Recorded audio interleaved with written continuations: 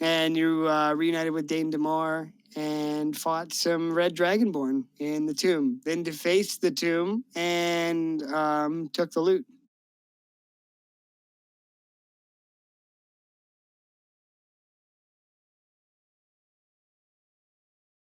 What do you wish to do now?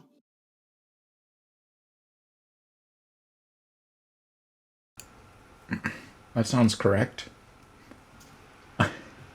Did you want to go back to the crypt tomb battle map?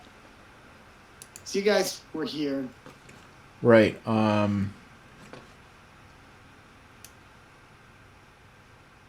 don't.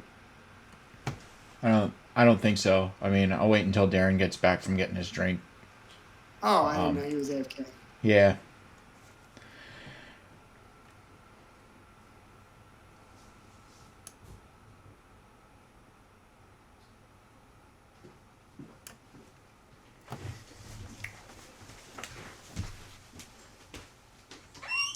Are you ready for some janky bullshit? How much janky bullshit? How much? Listen, tonight I think a lot. Oh, well, if that's the case, I Maybe, better be prepared by taking a long rest right now. maybe. Now, there might be some janky bullshit from you, like you're dishing it out, or maybe it's from me. I don't know. We're going to find out. Well, either way, I gotta get prepared, so I would like to propose doing a long rest. Okay, Illidan, you can definitely rest here in this desecrated tomb.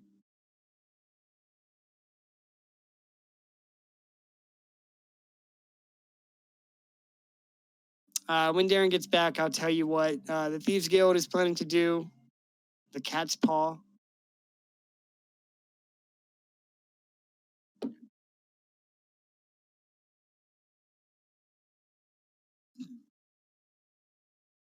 Sorry, I tried to do something for work real quick, so I didn't even get my drink No, yet. you're fine, dude. Take your time. Do your thing. Yeah, give me like 3 minutes. I'm just gonna mix one real fast. You're good. What are you making? Gin and juice. Nice. Snoop Dogg approved. Yeah, buddy. Are you laid back? With my mind on my money, my money on my mind. Yeah.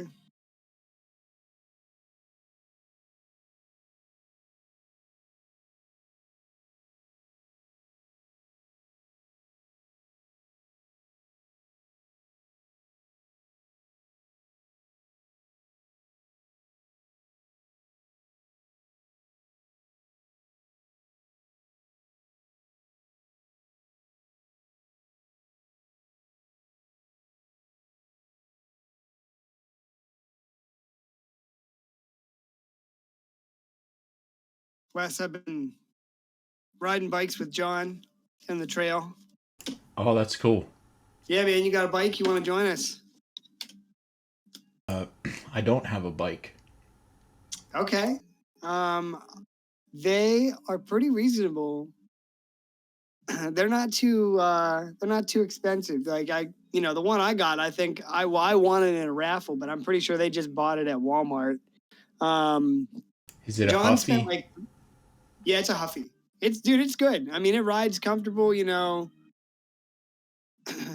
trail isn't anything too challenging. It's nice and flat, so it's good. It's perfect for riding bikes. Right. Um, I've walked that trail a little bit. It's really easy. It's good. yeah, man. So if you get a bike or anything and you want to tag along, feel free. We'd love the more the merrier. John spent like $300 on his. He got like a street bike or a trail bike hybrid. Um, but I don't think that's necessary just to get into riding a bike on a trail. Like you don't have to spend that kind of money. Right. That's like immediately past like enthusiast to expert. Yeah, like I think he's hoping to pick this up as a a full time hobby. Oh, And that's I'm just cool. trying to I'm just trying to do it to keep active. Yeah. So yeah, man, if you ever feel the need to join or feel the need to go biking, you're more than welcome to join. Even if I would get a hot pink bike with flames on it. Yeah, hell yeah, especially if you get a hot pink bike with flames on it. You can literally rock anything if you have enough confidence.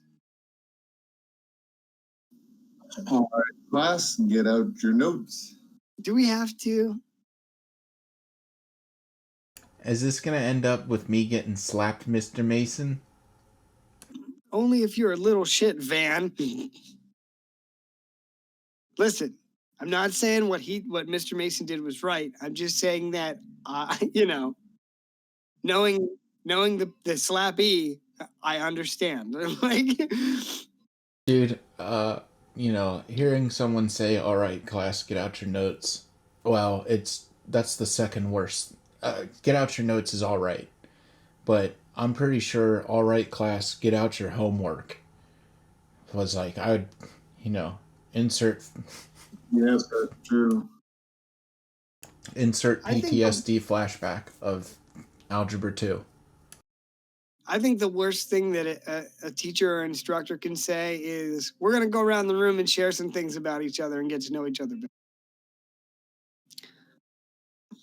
I mean, I like talking to people, but I hate that. I hate that more than anything. It's even worse when it's followed up by, "We'll be going around and sharing what you got on the previous exam." Oh yeah. Yeah. Dude, I'll never forget. And we'll start after this. In 8th grade, this is why I don't like Mr. Peters. Mr. Peters, we were reading Johnny Tremaine and we had to partner up and give a presentation. So that morning before school, I was going through my note cards and I had them on my desk. And I was hurrying to catch the bus and I left my note cards on my desk. So as soon as I got into class, I told Mr. Peters, I was like, "Hey, I don't have my note cards. I'm sorry. Like I left them at home in my rush. Can I go tomorrow?" And that piece of shit told me that I'm good at talking my way out of things so I can give my presentation in front of the whole class. And then he gave me an F because I didn't have my note cards.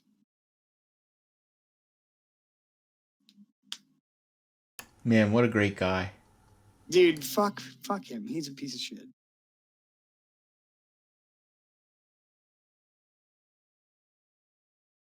Anyway, talking about PTSD flashbacks.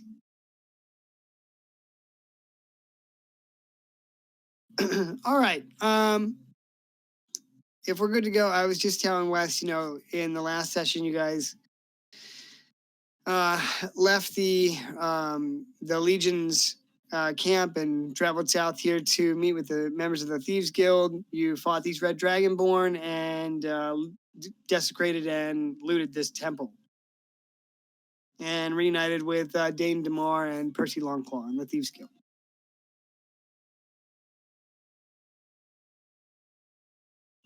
What do you wish to do now? Oh yeah, that's right. I used Revivify to bring that guy back, and I was gonna make him watch us deface the temple, and it was his fault for being a dick. Otherwise, I was just gonna pass on. Okay, well, yeah, this guy has 1 health, and you guys were gonna desecrate the temple. Yeah, so we prior to casting Revivify, like quickly put some ropes and bindings around him. Right.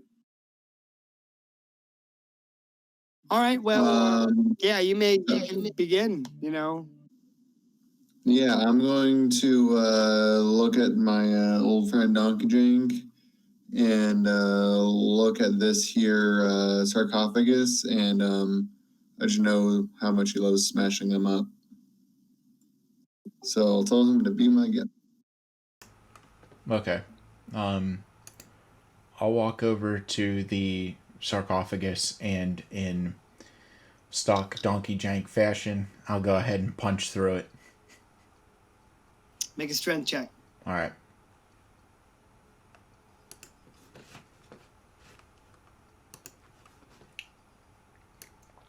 Do you just bind his arms? I will. I guess I'll have to do some sort of pseudo muzzle thing because he can burn, he can breathe fire.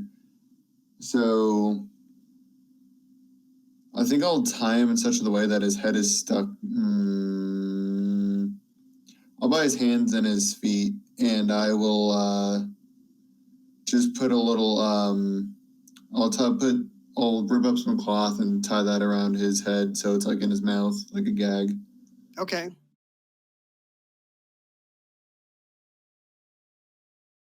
All right, Donkey Jack, with a 19, you would be able to break through the lid of the sarcophagi. As you do so, he's gagged, muzzled, whatever. He starts to writhe and make noise in protest, but he struggles against his binding to no avail. Yep, I'm gonna remind him that it's his fault. We were just gonna pass through, but he was a racist asshole. So Where are you, Donkey? I don't see your token. Oh, you're here. I'll move you there. All right, you break through the lid of the sarcophagi, and unlike the other tombs that you have raided, there's not a mummy on the inside, or rather, there is, but certainly doesn't come to life. On the inside, you find what you can assume to be the skeletal corpse of Lord Amanesh. oh, I will take his bones, the skeletal corpse, and give them to Dave's character, so he can use them for his undead army. Holy fuck. Okay. All right, I wonder, for taking like prominent corpses, I wonder if you get like any sort of more powerful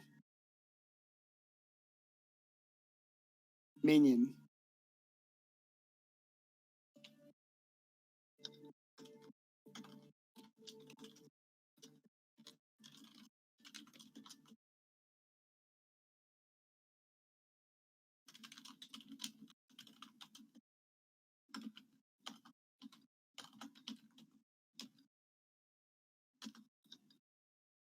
I had to put that in that chat because I don't want to forget that.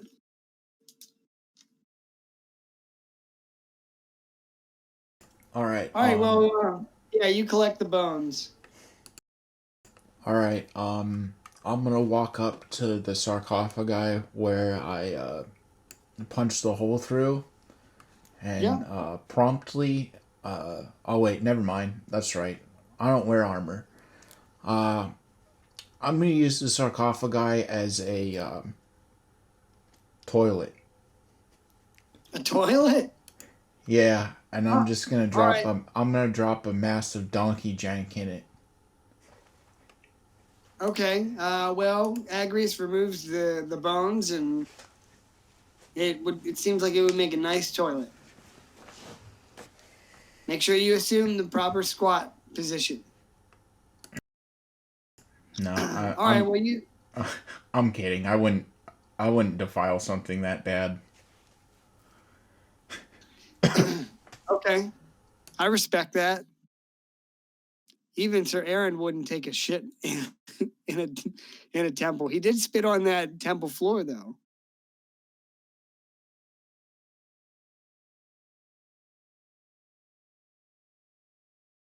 Yeah, so I'm gonna break it. Igris is gonna take the corpse. I'm just gonna look inside to see if there's anything else, and then I'm gonna go ahead and leave. Start walking away from it. Okay. Inside, there's it looks to be like an emperor's headdress. I need to look up what this is called. Like a pharaoh headdress.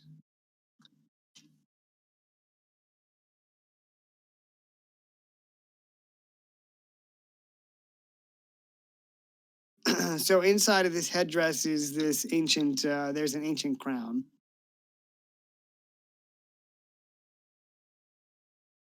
It looks kind of like this.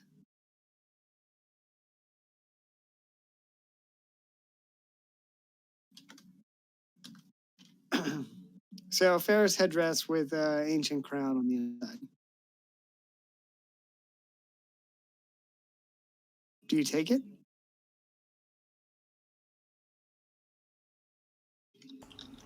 No, I'm gonna leave it. What about you, Agrius? I will look at Percy Longclaw and ask him if he wants it. He doesn't move from this spot. In fact, none of the tabaxi move once you break open the seal of his tomb. And he shakes his head solemnly and says, I don't want that thing. Okay. Then I will look at the Dragonborn and I'll say, tell him that we will leave this in here as long as he behaves. Percy, or you go ahead. Or maybe you can Jen. take it along, and whenever Turtlegoth reanimates the corpse of the Ooh, I like that. guy, you know, it might have some hidden magical properties or something like that.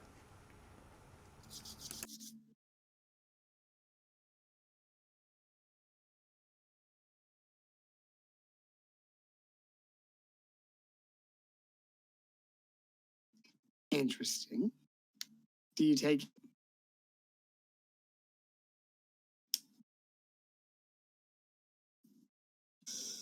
Yes. How do you take it? Spread eagle.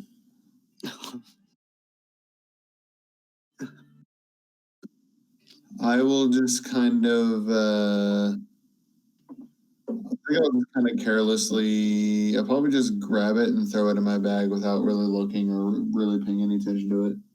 All right, if you just grab it and throw it in the bag, that's fine.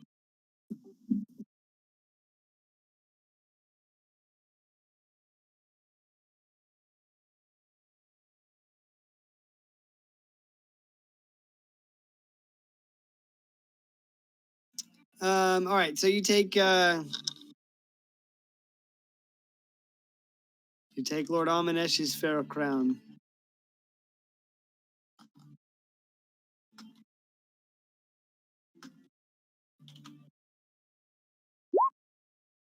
That's for me. That's not for you guys. That's for me. So I guess we'll see what happens when Total Man comes. All right, so so you take Lord Amanesh's headdress, and members of the Cat's Paw kind of look around. They look at you, Agrius, and they say, "What about him?" And I'll ask him, what would you have me do to him?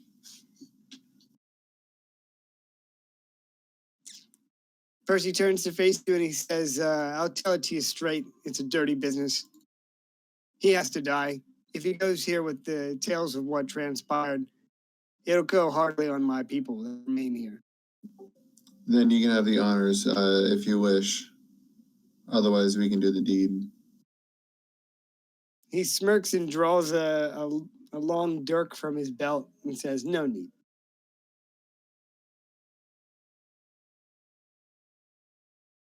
I learned how to kill scalies a long time ago.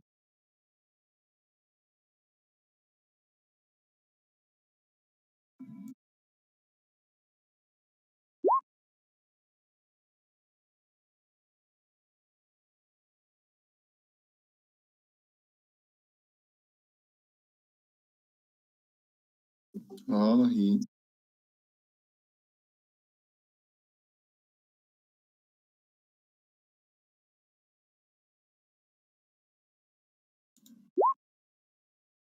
So he walks up. He probably should have attacked with advantage, but I'm just going to have him slit his throat. Yeah, you can even call it a coup de grace if you wanted. Yeah, coup de grace. So he walks up and just, without a word, slits his throat. Dragonborn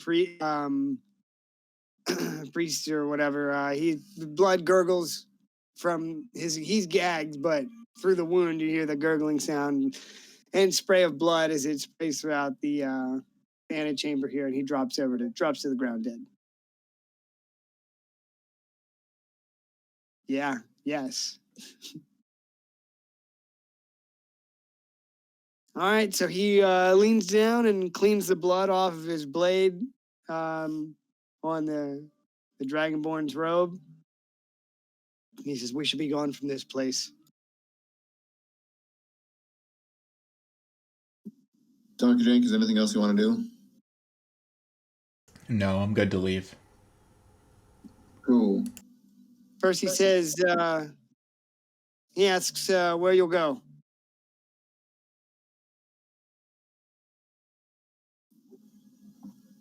Excellent question. Possibly to the ruins in the northeast.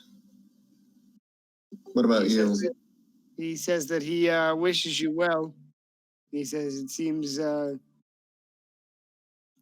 like something terrible is afoot, at least for the Dragonborn. He says me and the lads here are gonna also head to the northeast. We've heard talk. There's some traders town up there. We might try and make our way there. We might try and make our way there and put down roots. Excellent. And then I'll look at Percy and I'll pull out my Warhammer and I'll just say, give this to him. It's just a regular Warhammer. Okay. He takes it. He looks you in the eye, takes the hammer, and gives you a nod. He says, "I will." Thank you. Even thieves have honor. He says, "This relationship has worked out better than could be expected. The Dreadmon is in total collapse, and we leave the desert richer than bandits." Good. I hope look forward to working with you again. He says, "You as well, my friends. Should you find yourself halfway between Tamoria and the sands of Rusvar, you'll find us there." And gives you a knowing wink and begins to depart. Cool.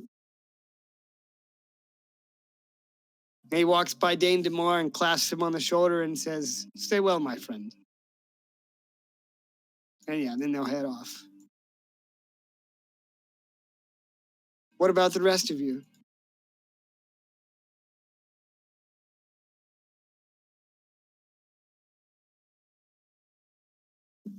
Do you need to take actually probably should take a short rest for everyone's benefit. Yeah, short or long rest would be fine. Did you say you wanted to take a long rest, Donkey Jank? Yeah, Donkey Jank would like to take a long rest. Sounds good to me, Bubby. Okay. All right. Well, you guys can rest here safely. I mean, there's nobody else here, so. Do you wish to set a watch order?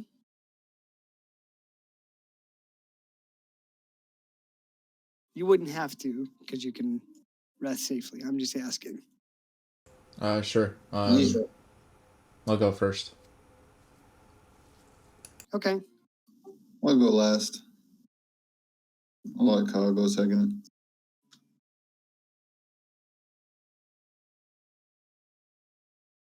All right. Give me a second.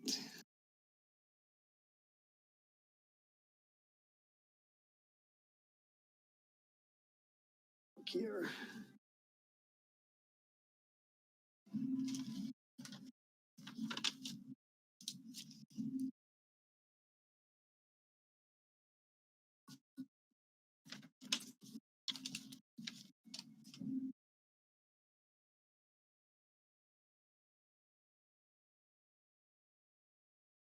So today would be day 19 for Galador or day 20? And Agrias, it would be day 14 for you, right? Yep, day 14 for me. And then I have 2 more days until I can divine intervention, or at least attempt to. All right, then it would be day 19 for Galador.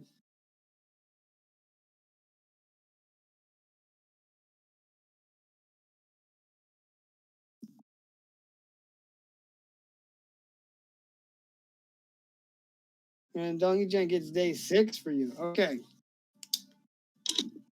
All right, you are able to pass the night without incident and may recover your health.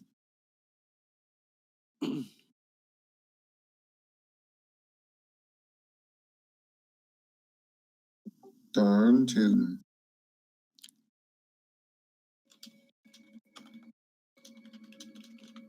All right, I will move us back to. Well, I see Zeppelin is on Discord, but not on Roll 20. All right, here we go. We're going to go to the world map.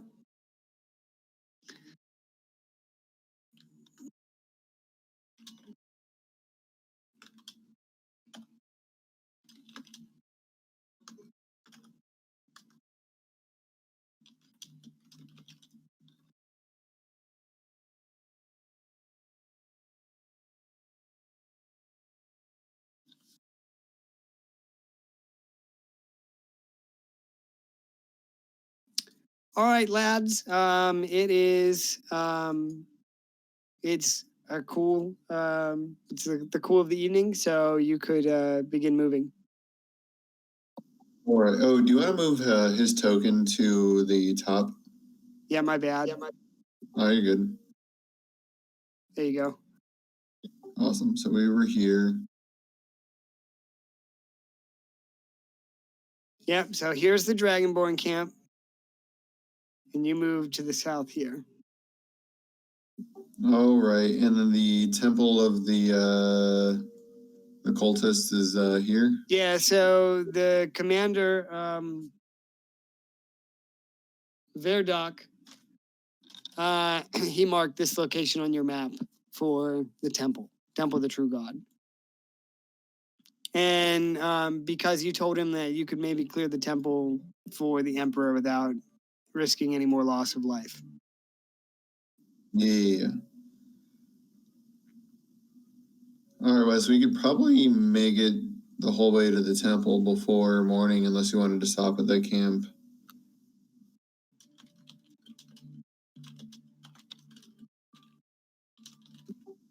Assuming that's where you wanted to go.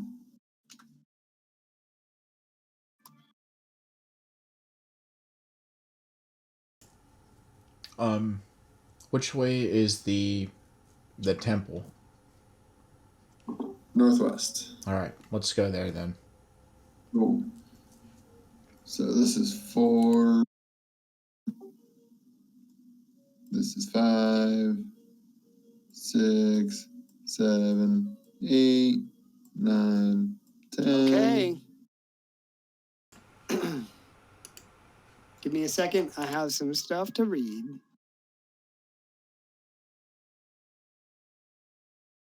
All right, so as you pass through the black scale dunes in the distance, you spot the soft glow of torchlight dancing against the night sky. No doubt from the camp of legionaries that you stayed with 2 days ago. You see some movement around the camp, perhaps moving a little bit eastward, but nothing significant as you move beyond the outskirts of their camp. As you crest the rise leading to the temple, marked upon your map before you, let me move you to the next.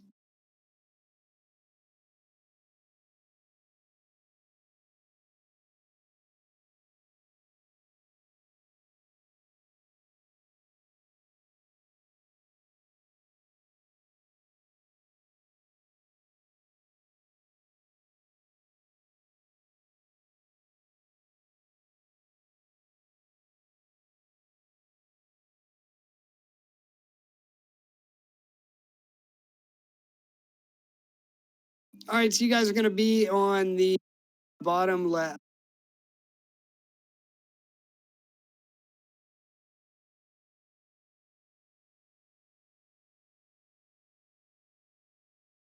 Go look at the world. I know.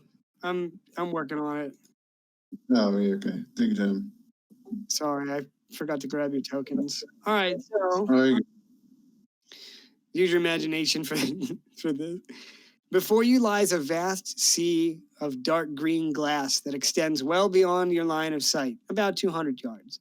In the distance, you notice what must have once been a great sandstone temple behind a low wall, now fallen into disrepair in some segments, but no doubt the site of a recent battle.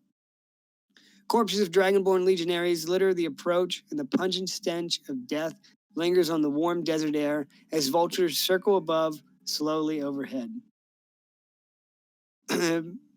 Beyond the temple lies a great sandstone pyramid, far larger than that of the Dreadmont. It towers above the sands by your estimate, nearly 700 feet. . . . . . . . . . . . . . . . . . . . . . . . . . . . . . . . . . . . . . . . . . . . . . . . . . . . . . . . . . .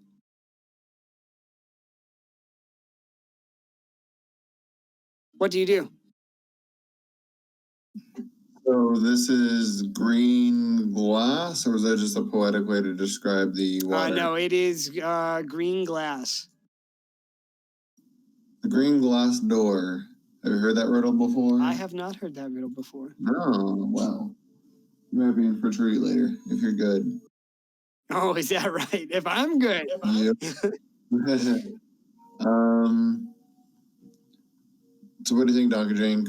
Should we try to talk our way in somehow, or we just want to go in guns blazing? I'm fine with doing a little bit of like investigative work before we go in.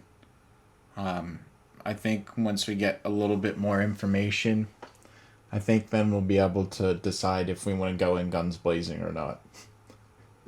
Yeah, so do you want to look around and see what we can figure out, or do you want to go up and talk to him? Yeah, I kind of want to see what's going on with the glass sea and the shards of glass, and maybe like inspect them a little bit further, and then maybe make our way up to the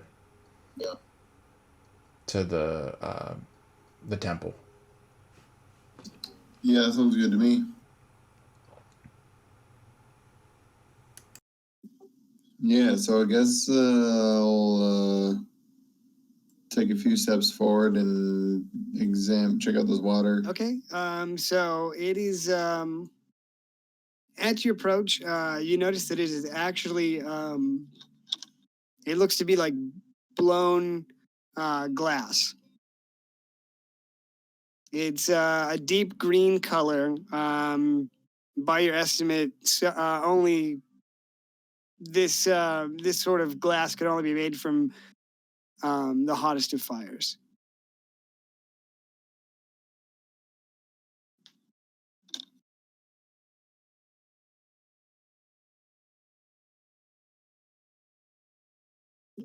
Listening to this right now, and the music that it's at right now is kind of fitting. Nice. I'm gonna turn it on too.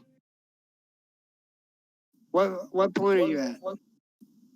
I sent a link for like 5 minutes and 47 seconds in. Yeah. Oh, that's good. Yeah, Bubby.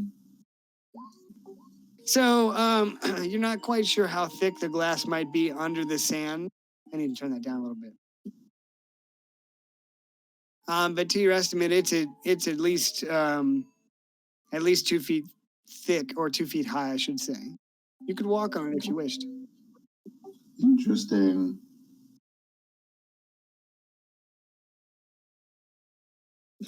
I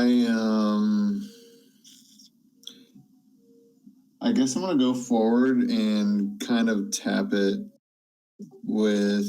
I guess I still have my great axe, so I'm not gonna like whack it, but I'm gonna kind of tap it with the great axe and see what happens. Okay. Go ahead and make a roll anyway. I mean, it's a stationary object, so you could just hit it. But if you want to roll, you can. Yeah, why not? Dice equals action. Okay. Yeah, 18 hits. I mean, it's glass. It's completely stationary in the sand. So you're just gonna give it like a test whack. You're not gonna hit it too hard. Yeah, just like a ting ting ting. Okay. 1 sec.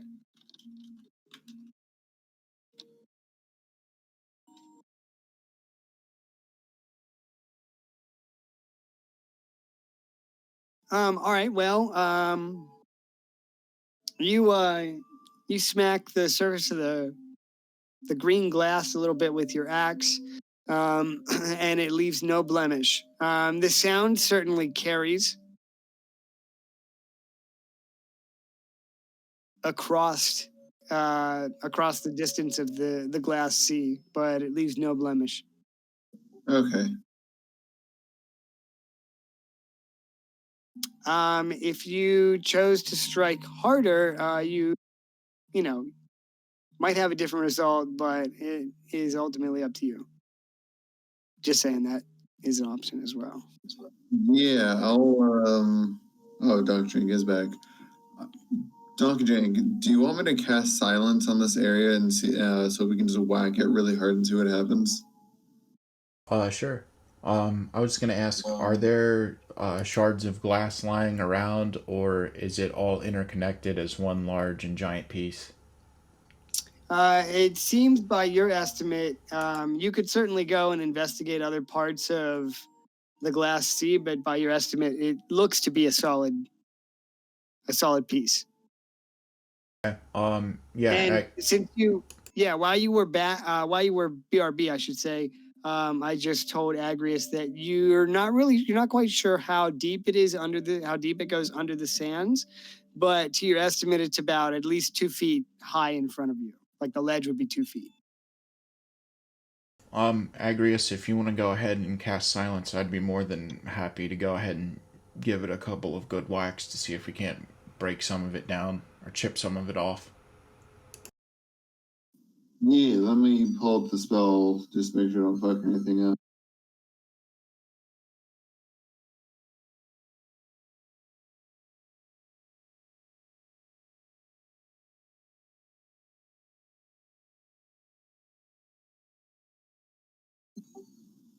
Oh, cool. Yeah, I can all ritual cast it, and then yeah, we have a 20-foot radius where no sound will pass. Can So you, you can yeah, go. just, yep, there we go.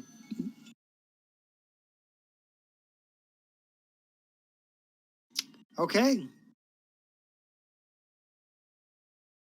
All right. Well, you cast silence. The area becomes completely silent.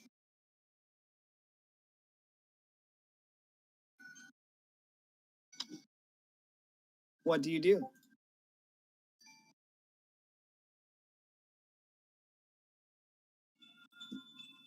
I'll give Donkey Drink a nod. I'm gonna go ahead and walk over to the center of the silence spell and go in the circle of silence, and go ahead and hoist my axe up over my head and come down with a massive blow on the glass structure. Okay. Do you wish to roll? Would you like to roll? Sure. Okay.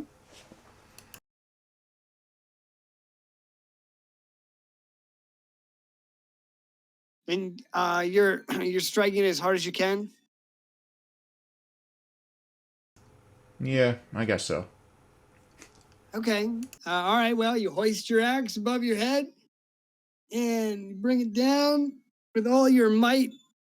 It smashes into the great glass sea and splinters part of it. Let me see if I can find like a web.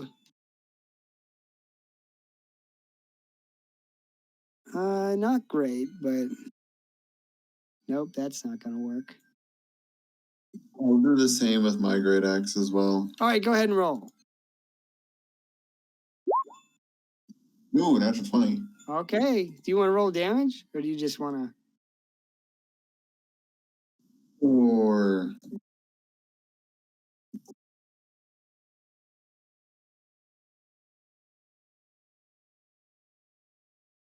All right. So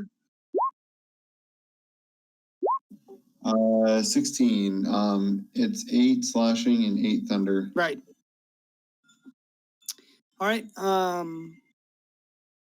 Well, like I said, when you strike it, the portion closest to you splinters like spider glass, and a couple chunks fall off at your feet. Let me. 2 chunks of this green glass fall at your feet, or you could pick, or I should say, you could pick them up from the surface.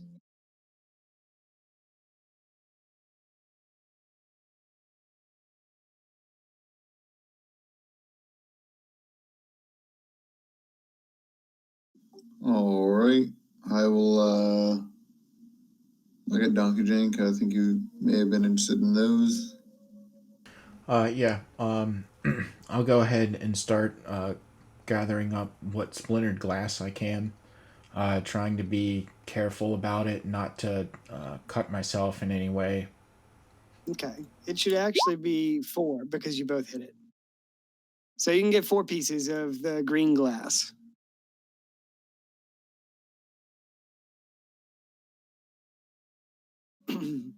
Be careful when you pick it up because it looks pretty sharp.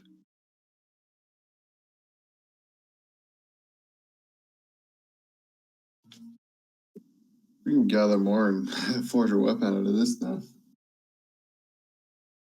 How long does your silence spell last? 10 minutes? 10 minutes. Yeah, honestly, you guys could stand here and harvest a bunch of it if you could. You'd have to roll. I'm gonna make you guys roll, but it's gonna hit every time. We're interested in that at all, Donkey Drink, or are you good with just the 4 that we have? I'll go ahead and get another.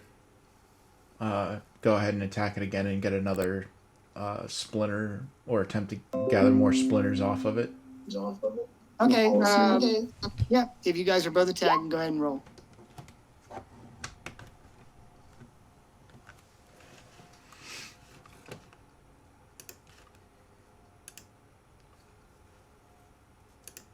Damn. Rolling for damage, I should have had a 32 total instead of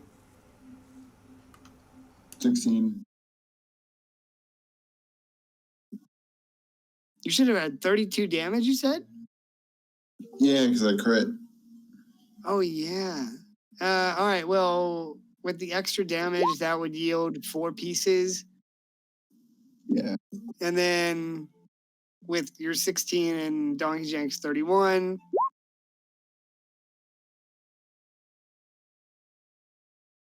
All right, so you guys are at 8, 10, 14. 14 pieces of green glass. Right. Is somebody keeping track of this, or do I need to? I can, or I'll, Donkey Drink, how many do you want? Do you just want to split it down the middle, 7 apiece? Sure, unless if you think I should do something with them, I might just take 2 just so I have them, and then you can have the rest. Oh, yeah, that's fine. Cool.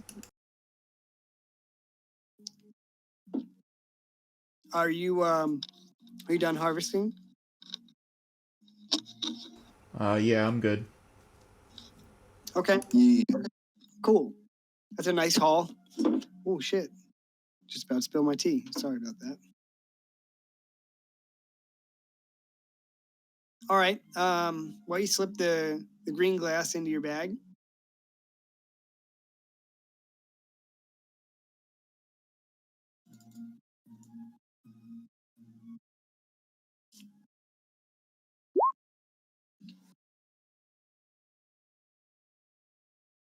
Yeah. You gotta watch out for Kleinhammer sneak attack DPS when you walk around the corner.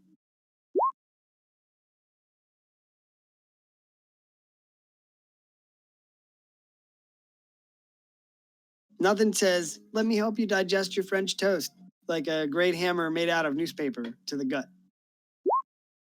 Uh-huh.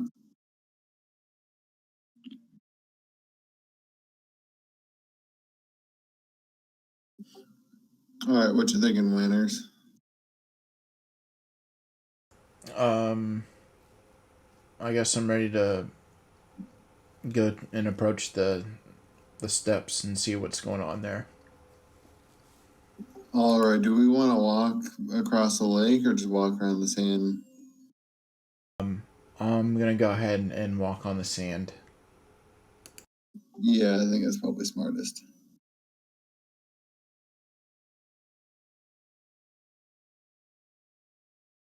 Okay.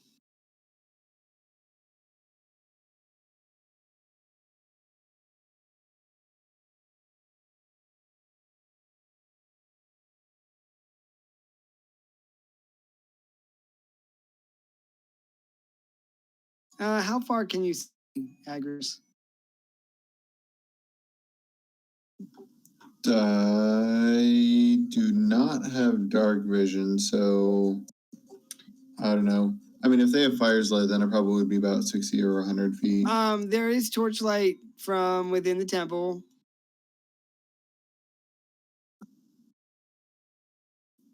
Oh, then yeah, with the exception of like walls or anything physically buried, like block my vision, I could probably see like the outside and If this is open, maybe see in a little bit. Okay, then yeah, I'll say you can probably see to about here. On your approach, like I said, there's a very strong stench of death and decay. It lingers on the air.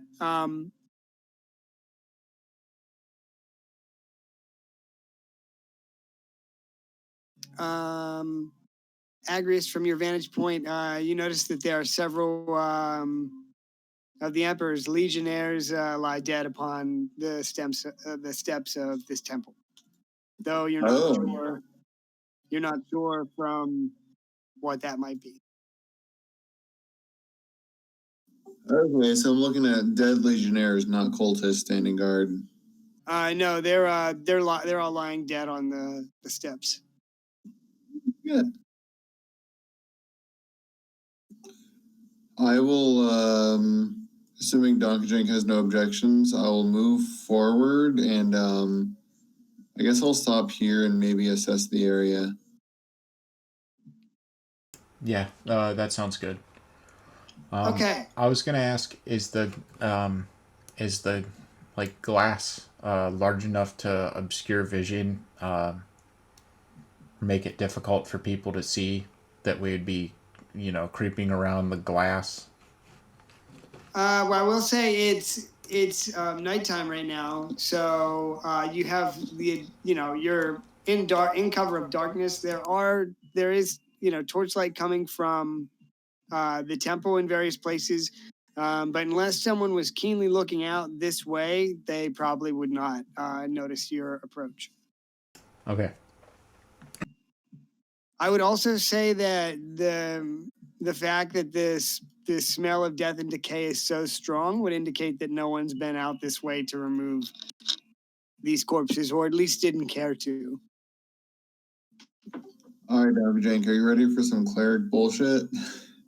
Yeah, not. sure. Can I, looking at these guys, can I discern which one of them looks to be, I don't know, like a leader or of a higher rank or something? Would that be this guy? Yeah. So it seems like the Black Dragonborn back here. He has a legate's insignia upon his uniform. I guess I should have made you make a perception check. Make a perception check. Okay. Fuck. Well, in that case, it would be investigation, so I'll make that. Okay. Which is unfortunately low.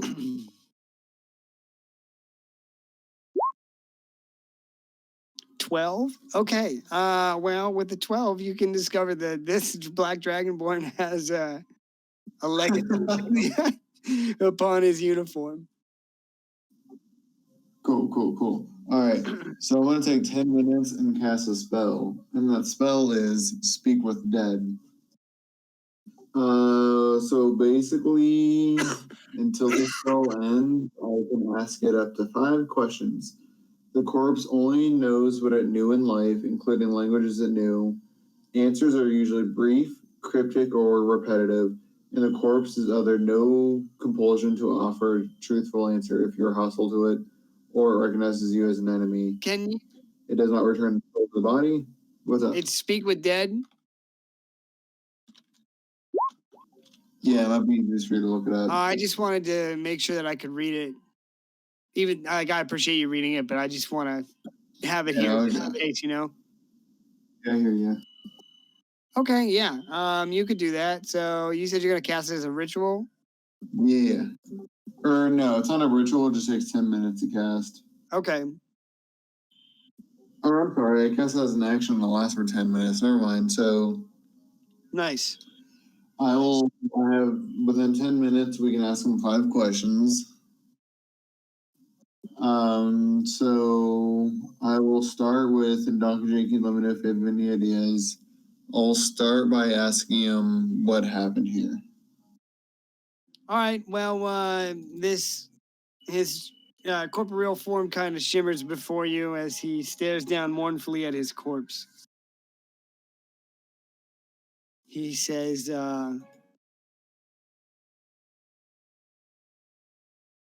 "Death, ambush." How many? He shrugs at you. Not sure. Too many. And then he repeats it again mournfully. Too many. So, Jake, do you have any ideas for any other questions?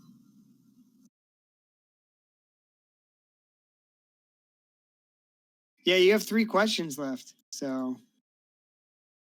Yeah. The second one should. I'm completely joking when I say this. Would be to ask for more questions. So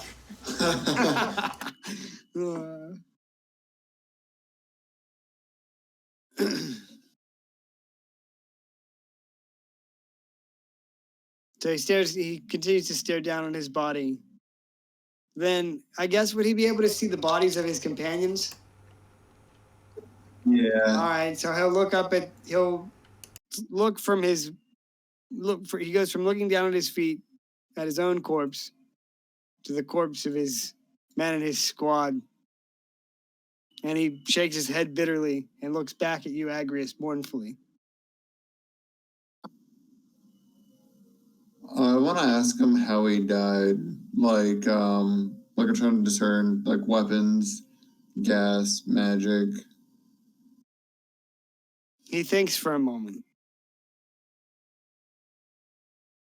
trying to recall something that was so sudden. He says, death came with a small sting.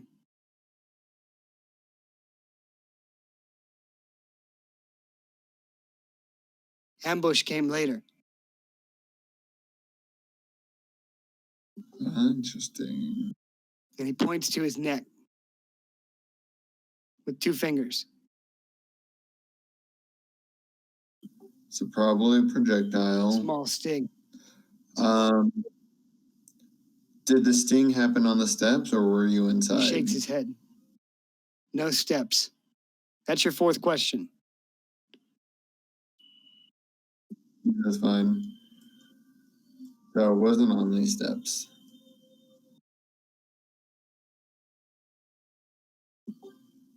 And yeah, I don't know if I have any more questions that he might be able to answer. Make a well, if you choose to examine his body, make a perception check.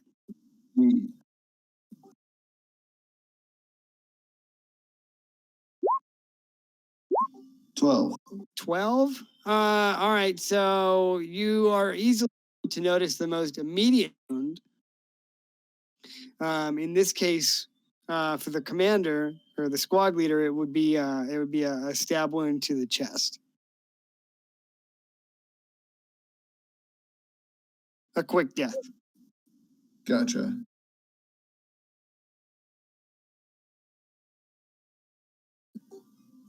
Cool. Yeah, Wes, if you can't think of anything, then I'll ask.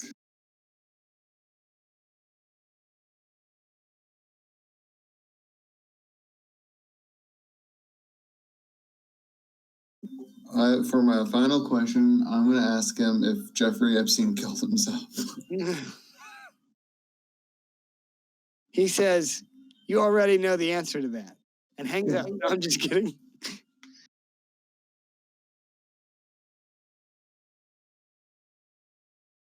All right, I will let him. I'll end the spell and kind of let him continue resting peacefully as Okay. the dead do. He lowers his head to you in acknowledgement, and I guess he sort of departs this plane peacefully, as at peace as he could be. Word. All right, so it was a little useful. It's hard because the answers have to be vague or repetitive or short. Yeah, like yeah, it is interesting. Vague, brief, cryptic, or repetitive. Yeah, cool.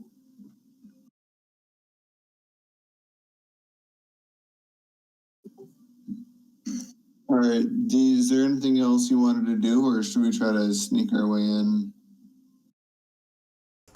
Yeah, I'm ready to go ahead and attempt to sneak in.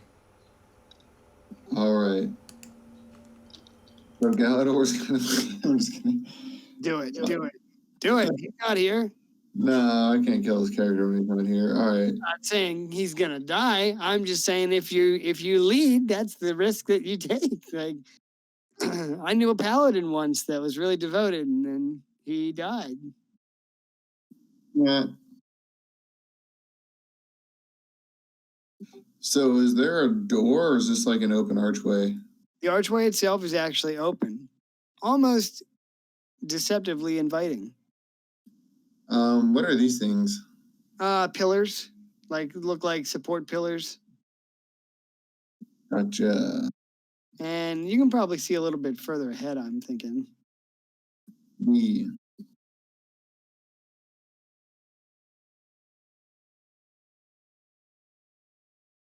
Maybe, yeah.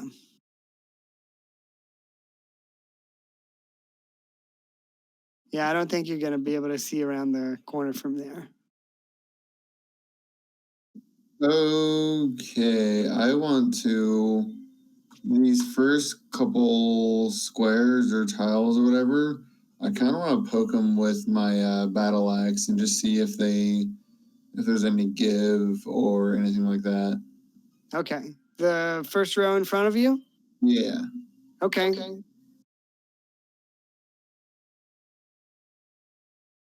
All right. Well, do you want to roll for that, or are you just poking them? Yeah, I'll just poke it. Okay. Well, you poke these floor tiles gingerly with your axe, kind of probing to see if there's any give, and they're just regular floor tiles. Okay. I guess I'll take a minute because I'm really freaking suspicious. Especially because I feel like there might be poison darts or something. I kind of want to try to examine these walls and see if there's any sort of holes or anything that looks like might shoot something at us. Okay. What are you rolling? And you're just investigating for holes or traps or anything? Yeah, so I got a 23. I'm just looking for any holes or any sort of irregularities with the wall. Okay. Probably gonna give you these. Sure. With a 23, you can identify there's a small, barely noticeable hole about midway up on this support pillar and also on this support pillar. I'll ask Galador if he can check this out for me. Yeah, I think he probably would do that for the party. No, just kidding. I will tell my comrades about what I've noticed, and I'll be brave and I'll lead the charge, but I'll probably walk around the pillars. All right, so you're going like this? Yes, precisely. Okay. Can you show me the path you're going to take? All right, you're doing it now. It's fine. Yep, no, you're good. So pretty much this. And then I will honestly probably assume it's the same here and try to squeeze around these pillars as well. Yeah, that's going to be especially this midpoint here is going to be difficult terrain. So maybe it costs you double movement speed because you got to squeeze through.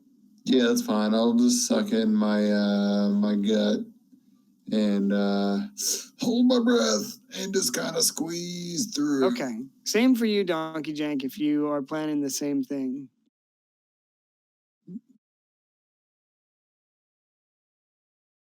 Yeah, I'll go ahead and follow the same path.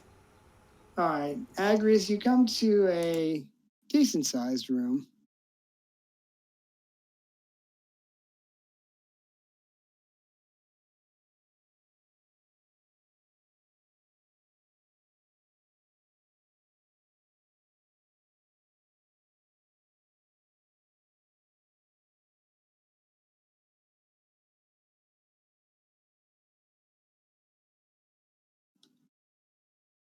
Okay. So you come to a larger room with 4 support pillars, and it looks like it leads to a larger hallway that continues to the north and splits east and west. All right, I'll probably do the same thing where I'll walk through the outside, but just in case, I'll go ahead and make another perception check and just see what I can discern about this room. Okay.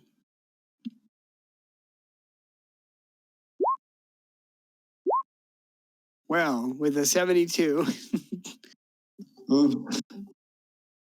Yeah, when I was the 72. With the 72, you are able to perceive the fact that you are a character in a tabletop game, and you're being played by giants. Perfect. So the first roll, yeah, it would have been a 17 plus 4, so 21. 21? Okay. You're able to spot, I don't know if you're able to spot, how far would you be able to spot with your perception?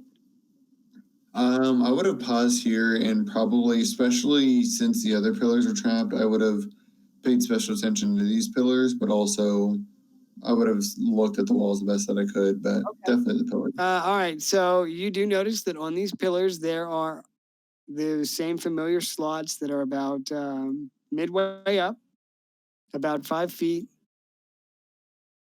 The wall itself, you don't find anything suspicious. Okay. But you do find those slots on the pillars. Pillars. I'll do the same old song and dance and walk around the perimeter of the room. Okay.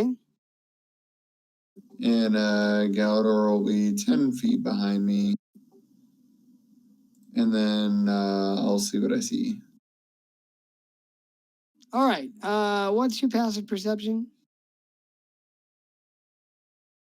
I'm so glad you asked. It is 15. All right. Well, with the 15, here you can hear hushed voices coming from both directions and ahead. In fact, straight ahead, you spot a familiar sight. Bodies. And they hit the floor. I was thinking the same thing. All right. I'll kind of like back up around the corner a little bit and tell Donkey Jink what I hear and I see. And I'll see what he wants to do.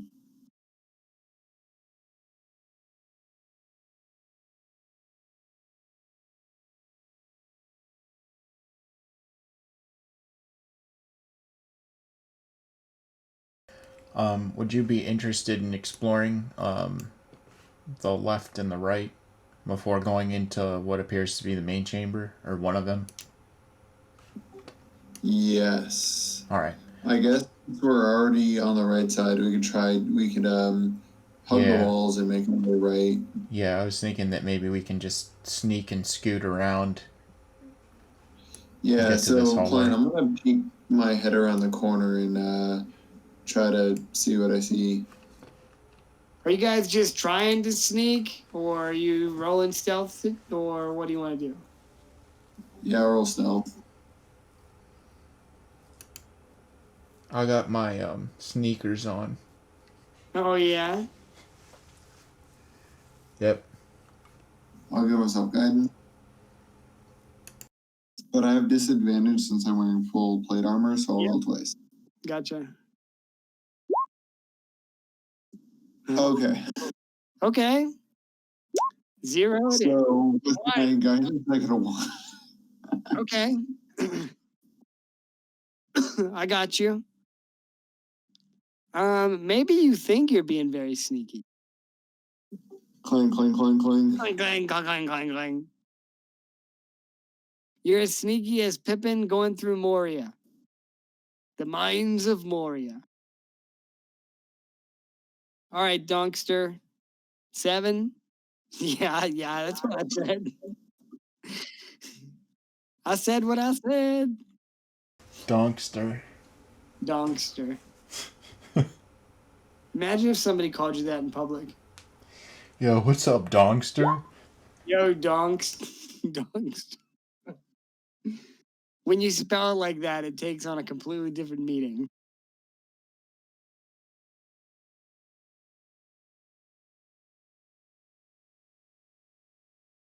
Dane DeMar rolls an 11. Okay, you poke your head around the corner, Agrius, and you notice two things. There's a support pillar here. Standing in front of that support pillar, I'm actually just going to send you a snapshot of what he looks like because it's difficult to explain.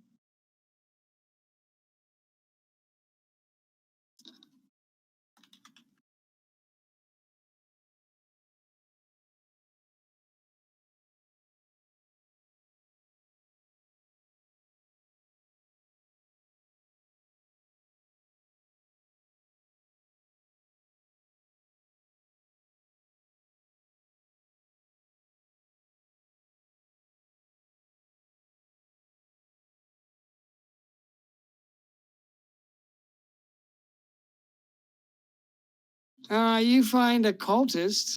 You're not sure what race he might be. Standing in front of you, dressed like this. Nice. Thanks, man. Yeah, thanks. He holds these two kunai, like they're like a exotic weapon. He brandishes them menacingly at you, but then begins to cackle and laugh. Oh, maybe he hasn't seen you yet. So maybe he doesn't do that. He looks like that, though. Considering I rolled a 0 or a 1 with guidance, Yeah, that's he right. might know me. Yeah, so he does notice you. And he brandishes these kunai menacingly. I'm just gonna say, as soon as I realize that he notices me, I'm just like, oh hey, I'm interested in joining your cult, and I was wondering if you had any pamphlets or brochures I could read. He stares at you for a moment, and he's blinking. It's just me. I'm here. He says, he says, only the faithful of the true God may serve.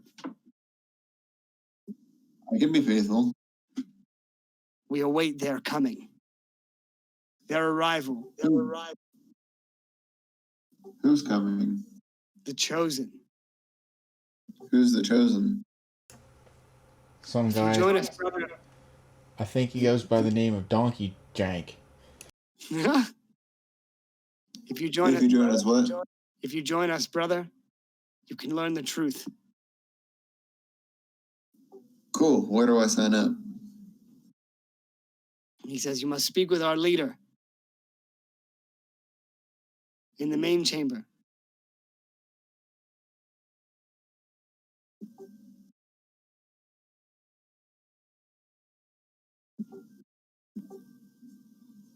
Okay, I'll step forward and I'll be like, okay, that sounds cool. And I'm gonna stick out my hand and be like, I'm Agrius. Who are you? He says, the chosen have no name.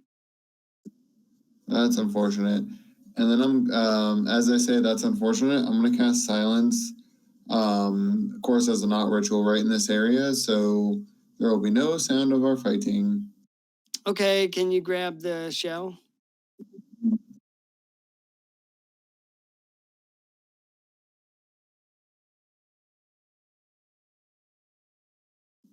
It's being drinky. What's going on? Here, I'll grab it. Oh.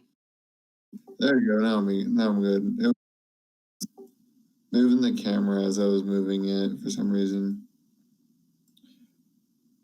All right. So the goal is to block sound so they don't hear any fighting in this wing.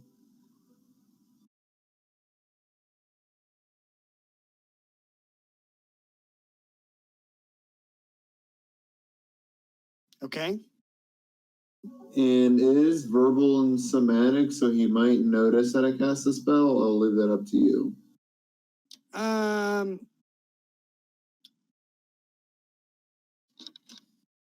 And then Donkey Drink for you, you suddenly get silent after I say that's unfortunate. Let me, I guess, roll a perception check for him.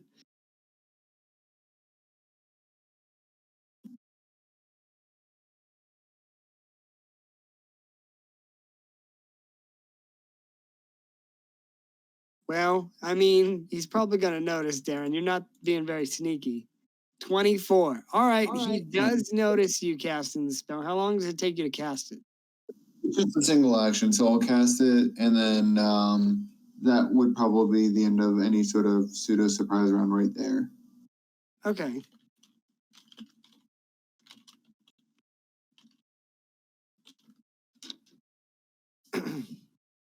All right, well, yeah, I guess he's just not surprised and ready for combat. So go ahead and roll initiative.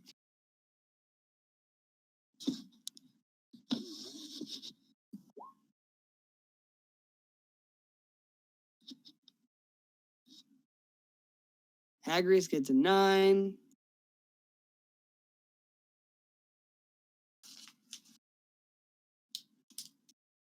Donkey Jank, 19. Agrius, 9.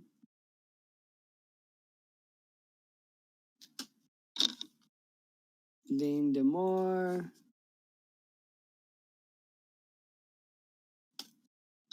Gets an 8. And Galador? Oh yeah, I'll roll for him.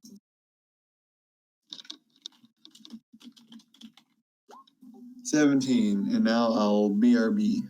Okay. Donkey Jank. I'm ready. You know, I built this tomb just for you. Because you're the one true God. The one true jank. The one true Jank. The one true Donkster.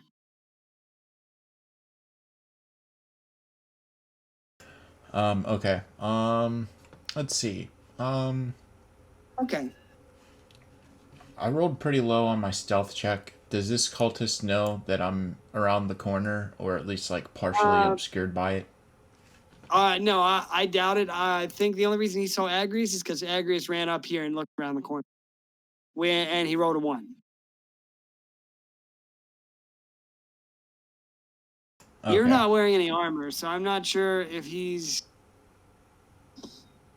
detected.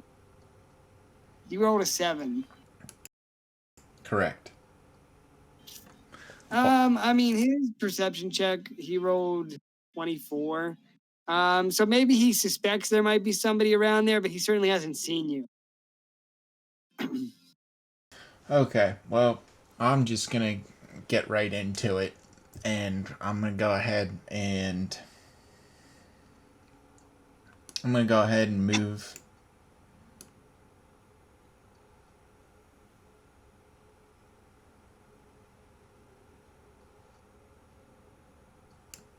gonna go ahead and move around here. So I'm just gonna start running, moving through the hallways, and kind of, go around the pillar here and kind of move out from Angrius and the wall. And let's see. I'm gonna go ahead and just do a regular. Let's see here. I'm gonna go ahead and do a regular reckless attack on the cultist. Okay. Oh shit. Yeah, 2 hits. All right. Let's see. T12 plus.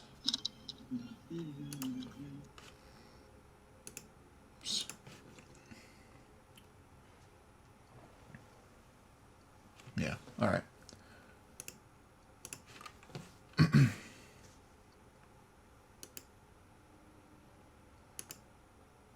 Ooh.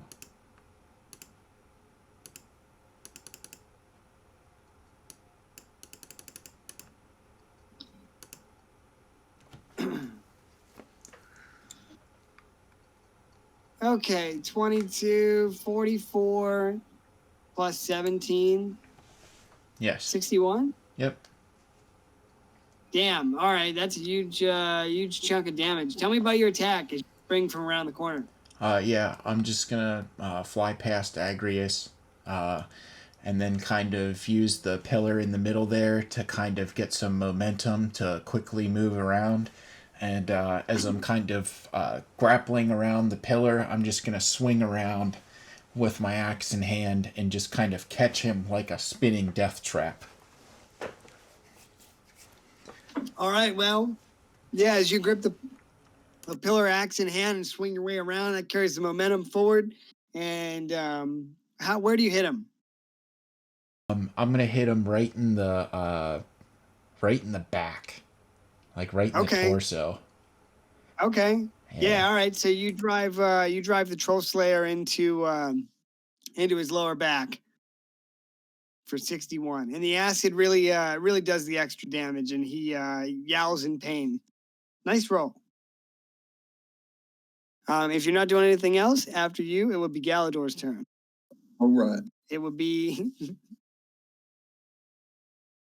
I'm gonna send you the meme that I sent Darren earlier today. But I'm gonna send it to you in a tell because I don't want anybody to get upset.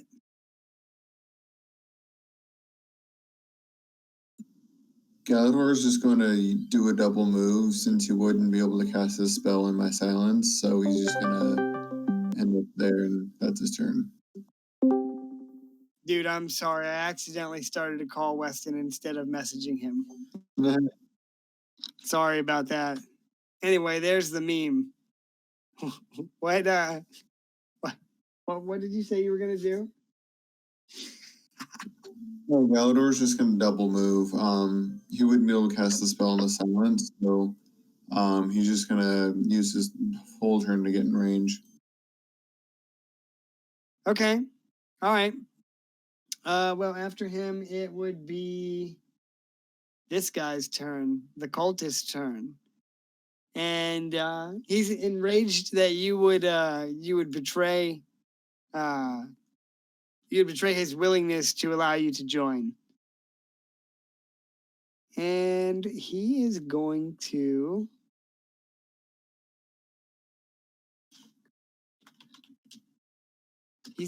cast a spell.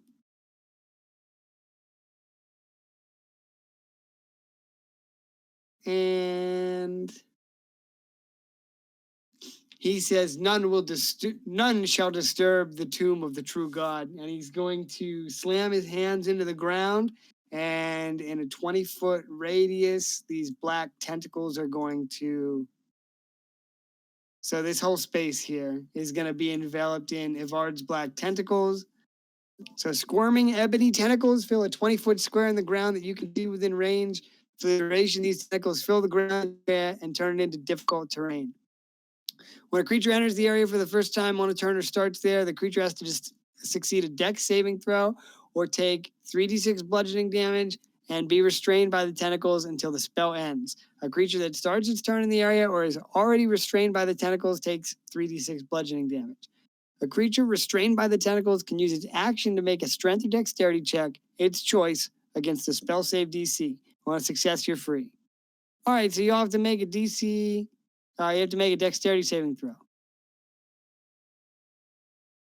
I get advantage for my shield.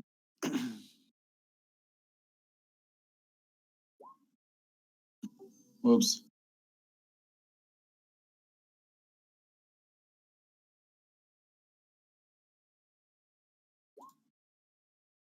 $20. Damn, all right. 20 breaks you free. Donkey Jank, 17, you're not restrained. Galador got a 4. Galador's restrained. Dane DeMar is not even in there yet. So Galador is restrained, and he takes 3d6. It would be better if it did 3d8.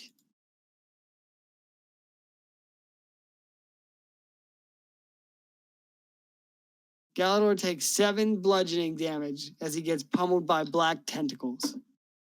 All right. I saw this exact same thing happen in a store in Japan. Nah. Too.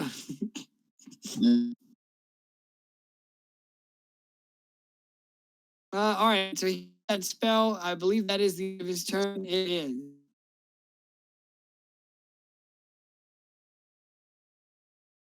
Damn. All right, I know what he'll do in the next round. So that's the end of his turn. After his turn, it is your turn, Agrius, and I'm gonna mute myself while I eat some food. Grab and smack him.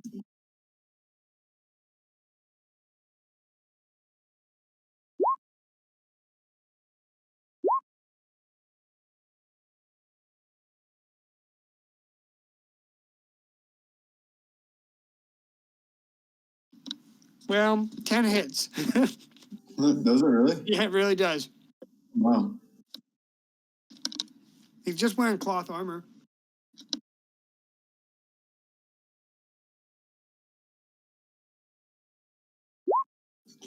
$18. That is 12 bludgeoning and 6 thunder damage. Okay. Lightning. All right. Well, 18 actually puts him down. Nice. How do you want to kill him? I want to just run up and slap him on the forehead. Leave a big old dent.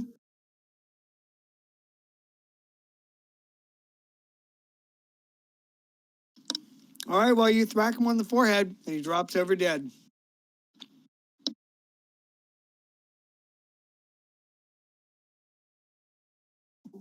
Can I rifle and see what he has for belongings, if anything? Sure. Okay. In addition to his cultist robes, he has two of those sickle blade kunai weapons, exotic weapons. He has a strange insignia that you've not seen, and a mask made from the front of someone's skull.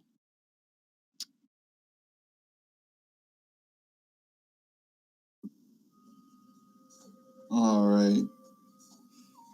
Dog Drink, did you want to, should he hold on to these for any reason? Yeah, I was thinking that we should probably get like 3 or 4 of them and just disguise ourselves as cult members. Yeah, sort of thinking that too. All right.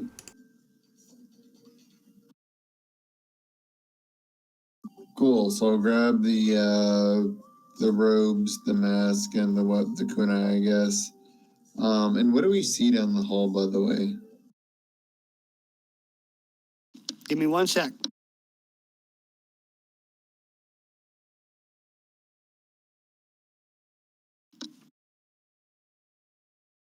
So this hallway continues on.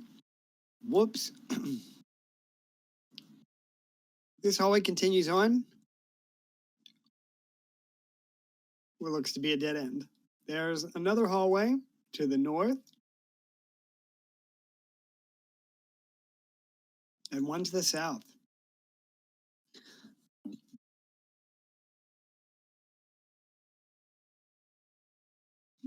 And what do we see straight ahead? It looks to be a small room of some sort. You see 2 jugs.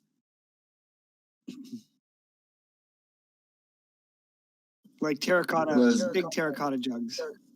Oh, okay, cool. Wanners, did you want to go south first or see what's in this room? I'm fine with either or. If you want to go south, that's cool. I guess we'll go south, and I'll peek my head around this corner. Okay. You peek your head around the corner, and the hallway continues on, probably about 25 feet.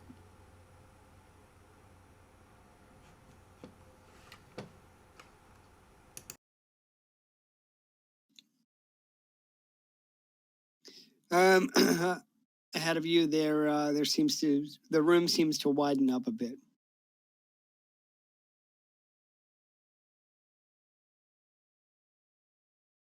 I'll peek my head around the corner. Okay, so the first thing that you notice is the terrible smell coming from this room. Smells like a mixture of excrement, waste. Um, a strong smell of iron fills your nostrils that you would smell like from large quantities of blood. And the sickeningly sweet smell of wounds that are festering. So if you peek your head into this room,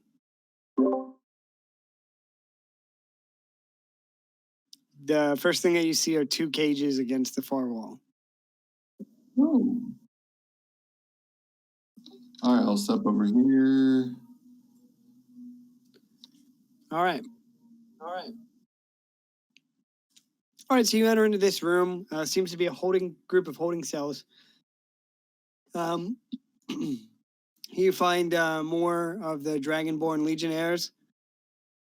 Some of them are in better states than others, but most of them are close to death or already there.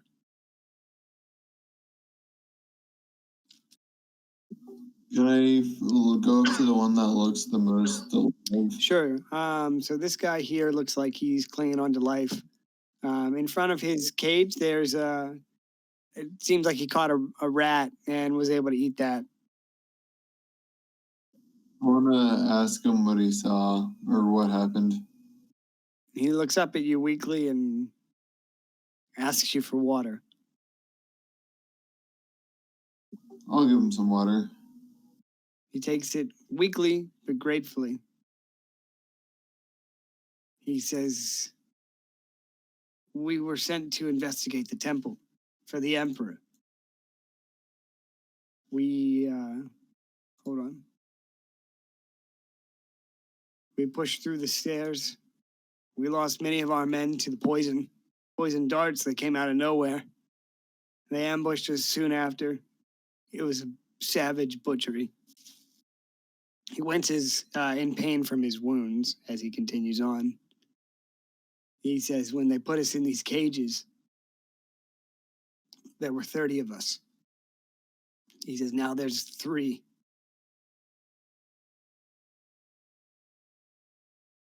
He says, I don't know what they do with them, but they take them and they don't come back."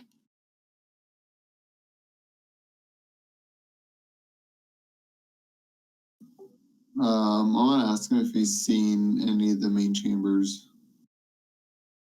He shudders and shakes his head. He says, "No, they never chose me. Every day they come and choose someone new, but not me." He says, "They take them and they don't come back."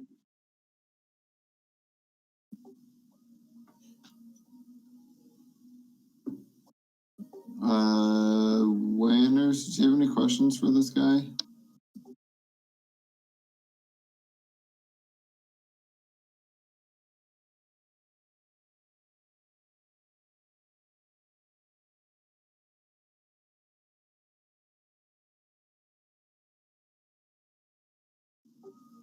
Wanners.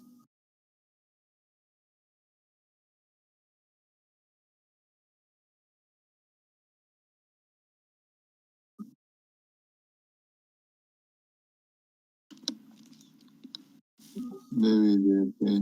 Yeah, maybe he had to BRB bio real quick.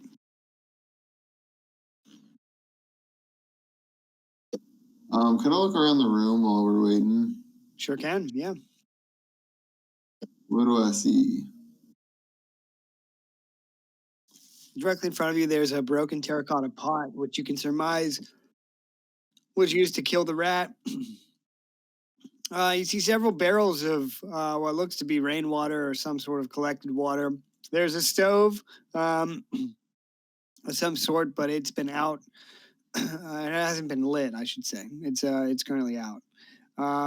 Against the southern wall, there's 2 more of the large cages. Inside, its occupants look like they are deceased. In the back corner, there's looks to be like one small barrel. What? What? Wilson Wesson if he is back. Yeah, he is. Yeah. Well, so basically what I just asked him, he hasn't seen much, but I guess there was like 30 of them when they first started, and they come for someone else every day, and whoever they choose doesn't come back, so they're probably getting sacrificed or something. But was there any other questions you had for this dude?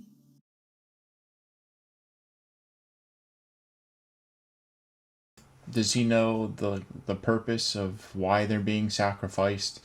What they're being sacrificed to?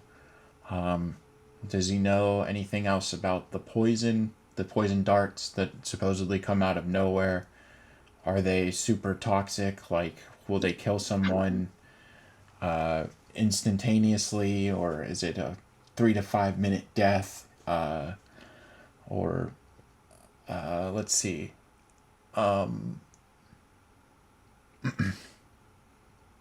Yeah, those are pretty much the questions I have for him. He says he doesn't know. He says when they come to take them, they all say the same thing. All is to the glory of the one true God. They take them and they don't come back. He just keeps repeating that over and over again, as if he's traumatized. He says, don't know why. They take them. They don't come back. He says that the poison darts, he says he thinks that they were activated with pressure plates on the ground. He said, we moved through in perfect formation. The darts picked us apart. He said, it's not a quick death. It's a slow, agonizing death. The next question. Strong men. Oh, sorry. He says, strong men cry out for death, and these cultists were all too eager to give it. The next question I have is: do they all wear the same regalia, or are there ways to denote different ranks within their cult-like organization? He says that all the cultists that he has seen wear the same robes. They all wear the same sort of outfit. He says he only sees one or two of them ever. Seems like one or two of them only ever go north to the pyramid.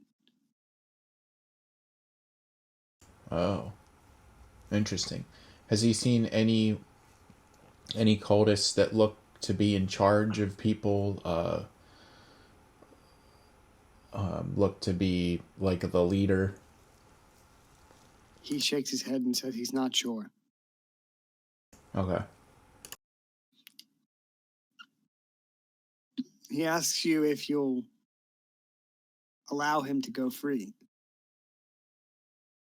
He says he's not in the best shape. He could perhaps use a heal or a healing potion.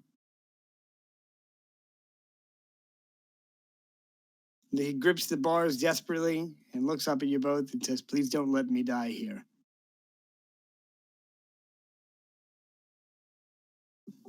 I'll look at Dr. Jank and see what he thinks.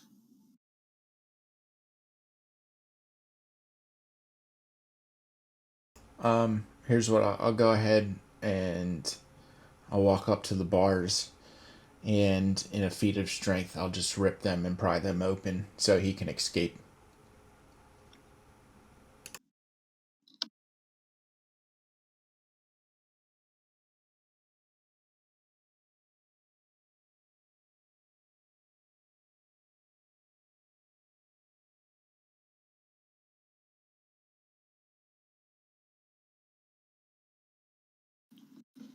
He weakly crawls to his feet, steps out of the cage, and he grasps your hands, Donkey Jank, and he says, thank you. He says, 1,000. Yeah, yeah. He says, coming out of my cage and I've been doing just fine. Gotta be down because I want it all. No, he says, 1,000 blessings on you, friend. I shall not forget this day.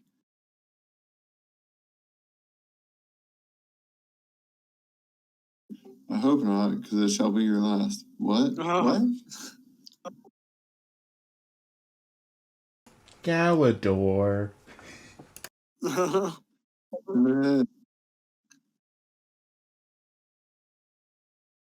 All right. Are you letting him go free or? He can do what he wants. Yeah. Suppose I'll throw him a quick heal.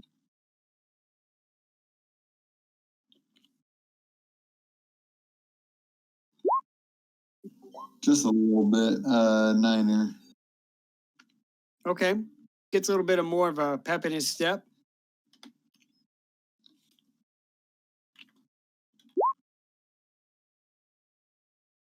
With that, he he bows before you and thanks you again. And he's gonna try and get out of here. I don't know if he'll be able to.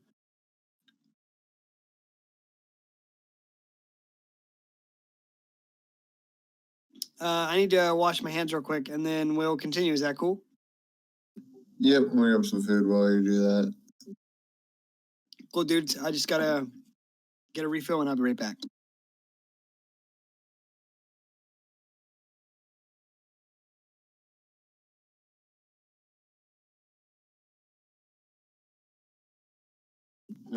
Sorry for the delay.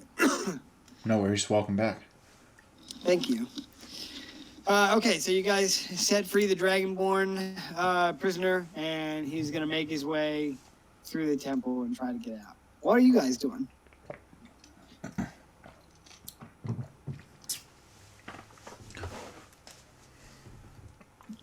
I will check out the barrel.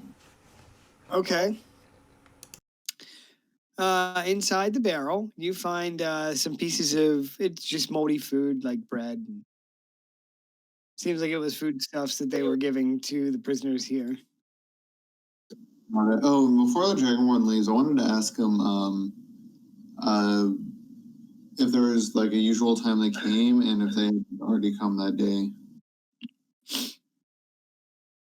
He says, when we were many in number, they came every day. Now that we are few, they come once or twice a week. They take them and they don't come back. When were they here last? Yesterday.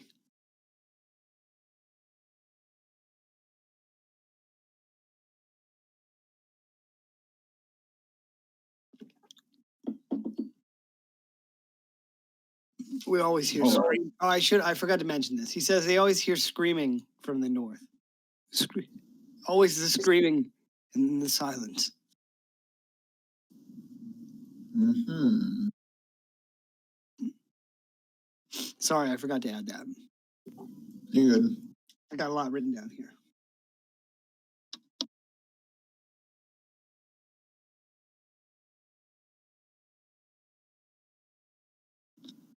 Anything else you want to ask? What up, Quinn? Oh, I just said, is there anything else you wanted to ask him? No, but I'm gonna take the barrel of moldy food. Okay, you just carrying it? Yep. Okay, it wouldn't weigh much. It wouldn't weigh much at all. Okay.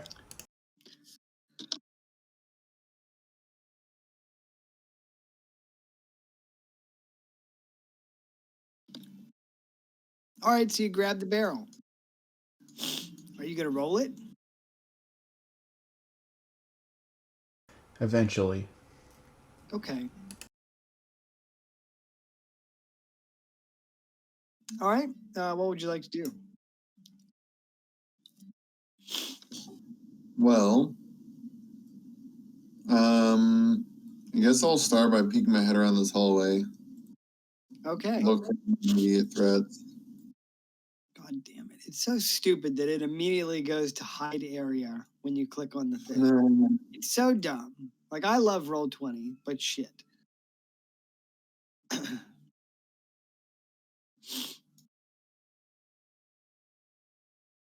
You find a long hallway that continues straight.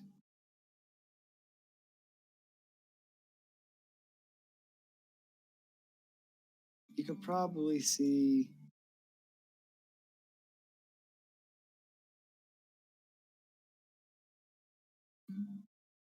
about that far.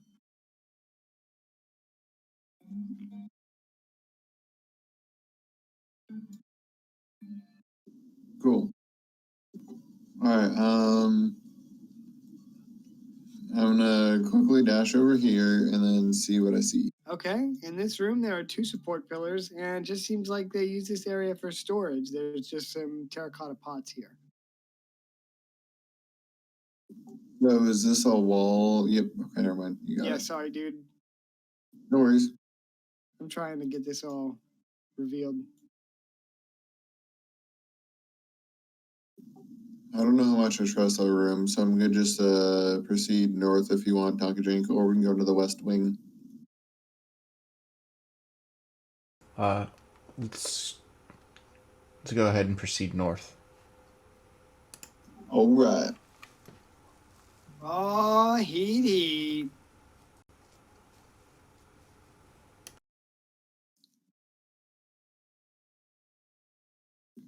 Do I see anything in this room as I get a little closer? Oh, yeah.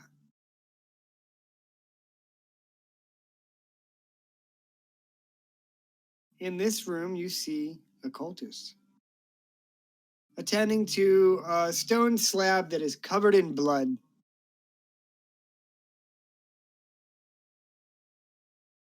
Doesn't seem like he's seen you yet. Although you rolled a 1 and you rolled a 7. He'll make a perception check.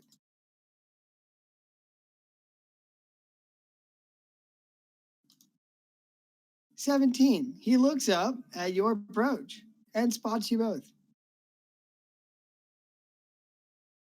He draws a sickle-bladed sword from his back and brandishes it threateningly and says, "How dare you tread in this holy place?" I was told to come here for information about joining. Is this the right room?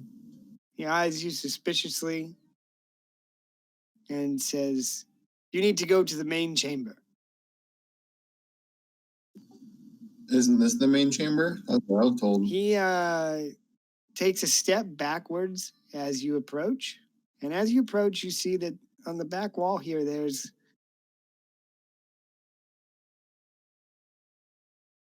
a rack of two great shelves of look like they're giant jars of something. And he takes a step back towards these shelves. I would like to cast a spell. He says, "Not one step further." I'm like, all right, okay. And I'll go to hold up my hands, and then I'll cast Hold Person. So he has to make a Wisdom saving throw. DC 18. Okay. Fuck.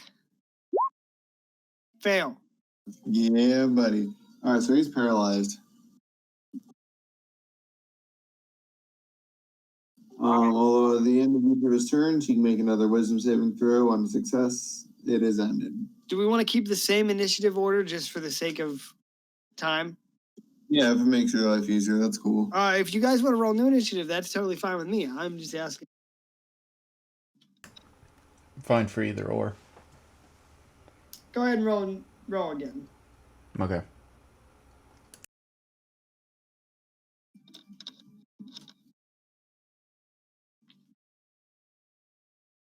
Eight for Galador, 4 for Agris. Donkey Jen got a 20.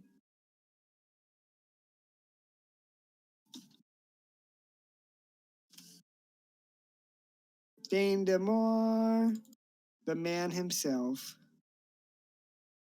11. Again.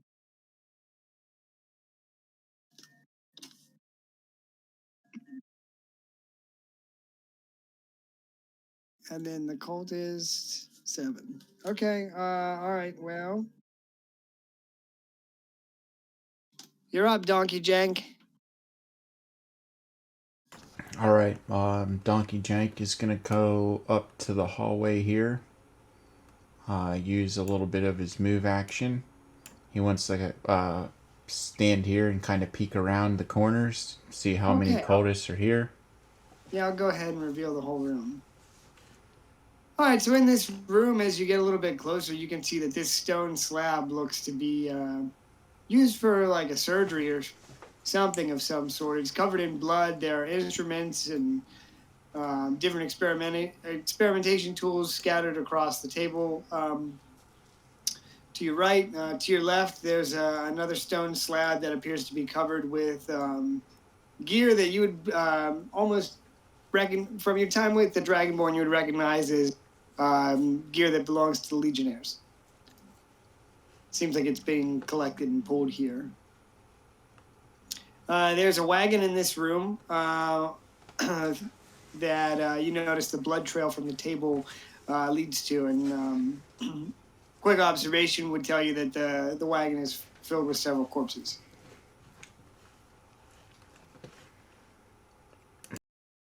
What do you do? Okay. I'm gonna go ahead and continue to keep on moving. I'm going to approach the cultist. Auto crits. And I'm going to say, "You have been sentenced to death in accordance with the gospel of Donkey Jank. Prepare to die." And I'm going to go ahead and recklessly power attack him.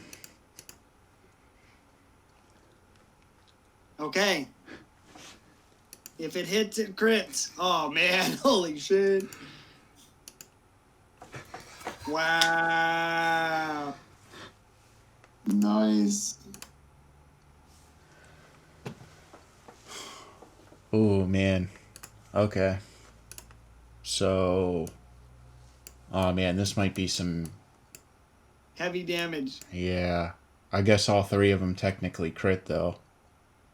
Yeah. Yeah, so there'd be 3 crits. Oof. Okay. Here we go. 1, 2, 3. And then 100... what? 66 plus 36? Yeah. Hmm. You're at 156 already.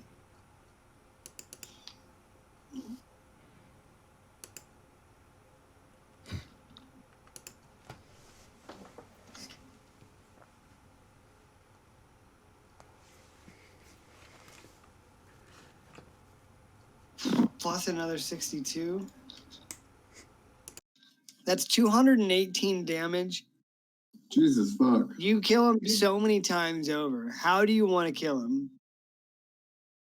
Like I said, I just want to walk up to him as he's in his paralyzed state and say that he's been sentenced to death in accordance with the gospel of Donkey Jank.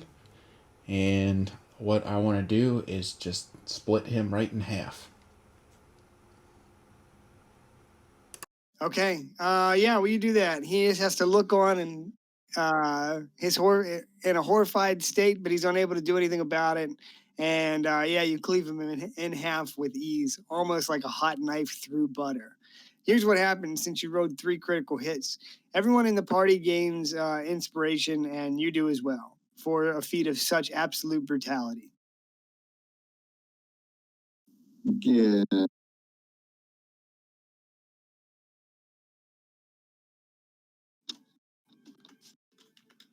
These guys don't give that much experience.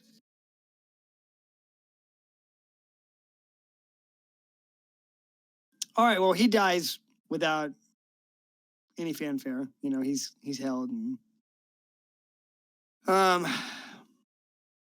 what would you like to do now?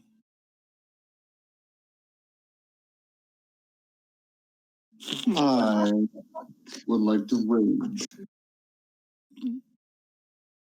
To quote my dad on Christmas Eve, fuck yeah, I'm raging. I was like, you gotta go in here. Are you raging? Fuck yeah, I'm raging. Okay. Pew pew. Tony Stark zone. Donkey Jank? Yeah, Donkey Jank's gonna go ahead and move. Here he's gonna kind of leave his cart behind as he goes to get these other groceries. um, Donkey Jank's gonna go ahead and recklessly power attack this one. Okay, this is a surprise round. Yep.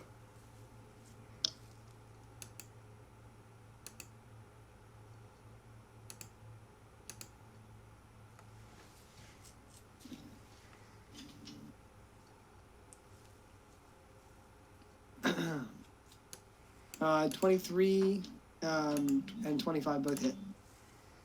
All right.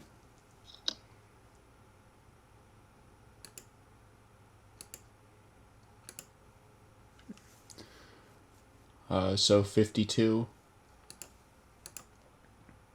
And then 46. Which guy were you hitting again? This guy? Yep. This guy. This guy. Okay. For another 10. 62? Yep. And then his partner's also gonna take some acid. He's gonna take some splash acid damage. He's gonna take 9. All right. Well, the 62 kills this cultist outright. Okay. How do you want to take him down? I just want to kind of blaze forth past my companions and my cultist guard, find a nice middle point between both of these cultists, and I'm gonna catch him off guard. I'm sure he doesn't expect a cultist to just right out slay him. Right. So I'm just going to sort of expose that, and as he's certainly not expecting it, I'm just gonna lash out and give him a couple swift strikes behind him unexpectedly. Okay. I'm gonna go ahead and then follow up with my third attack. I'm gonna attack this guy. Okay. 22 hits.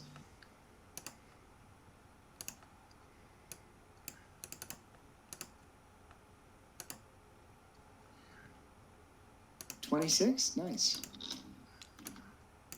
Plus. And we'll get him with some acid too. 36.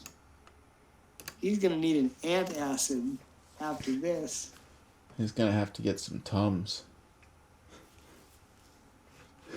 All right. Nice. Anything else you'd like to do?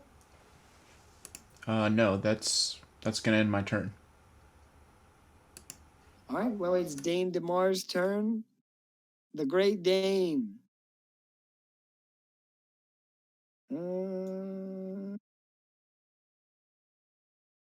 I think he's gonna run over here and attack him.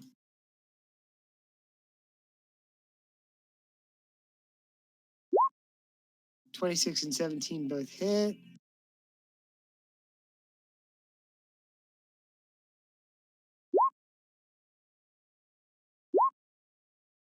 For 23, not bad. All right, this cultist is looking pretty beat up. Now we'll start the round. That's the end of the surprise round.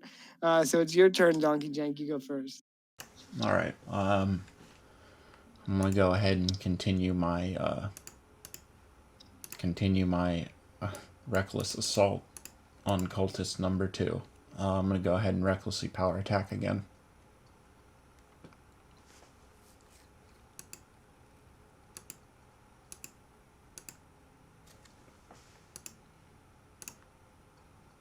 Two hits.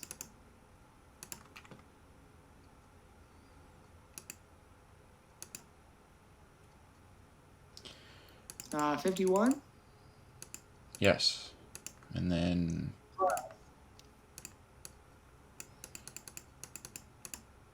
hit him with some acid damage for 10. 61. Nice. All right, well, you take him out. How do you want to put him down? Okay.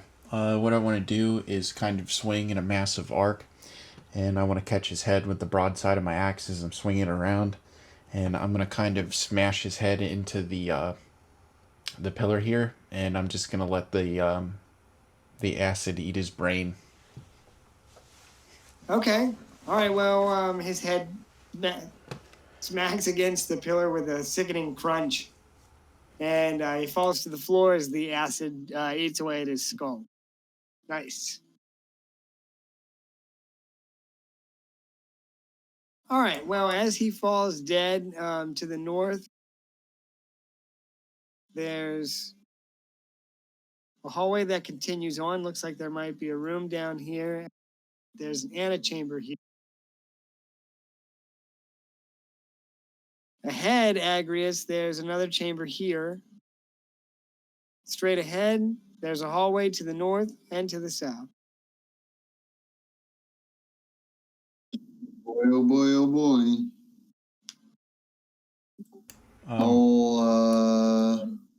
What's up, winners? I was going to ask if there's enough room inside of my cart barrel that I could stuff these two bodies in there.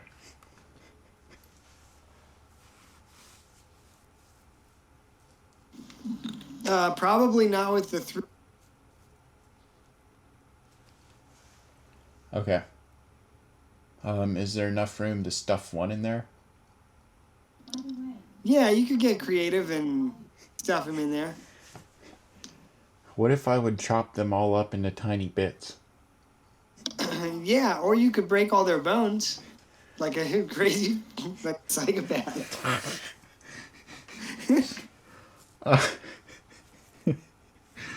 I don't want to break all their bones, but I kind of want to break enough that one of them will kind of fit in the barrel with like a leg sticking out from the top.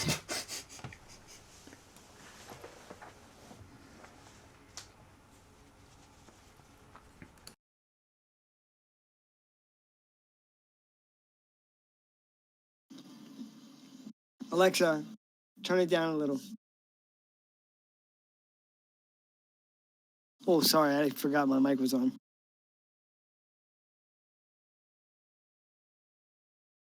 Are we all here? Yeah. Yay. All right, what do you guys want to do? I was wondering if I could. Will. Go ahead, Darren. Go ahead. How you, dude?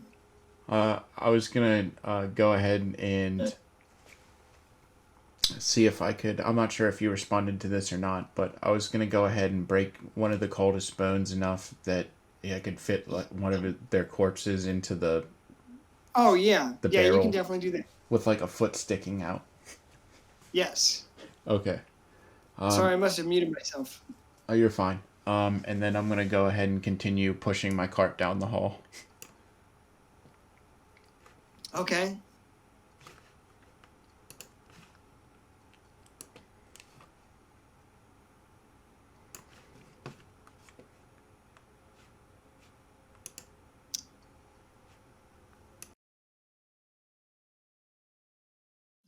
Who's leading? Oh, yeah, I want to peek my head around this corner. This corner? This corner? Yeah.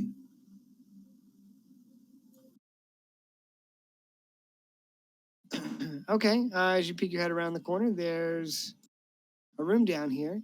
You can probably see a little bit more.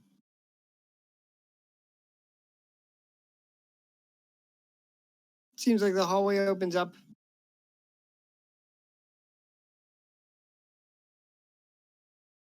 All right, I want to make my way. Like, the map is a little off kilter, but I'm basically pressed up against the wall. About that.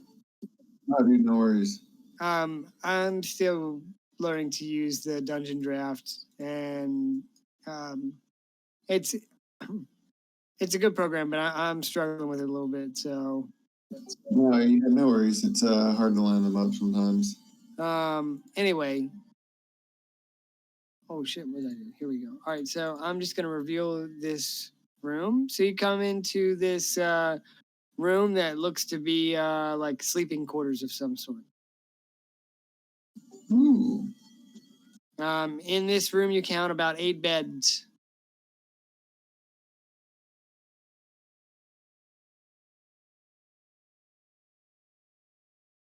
I would like to look in this here Okay, chest. so there are it's a armoire or a wardrobe. There's one at either end of the room. Inside the wardrobe, you find Narnia. 6 sets of cultist robe or cultist garb.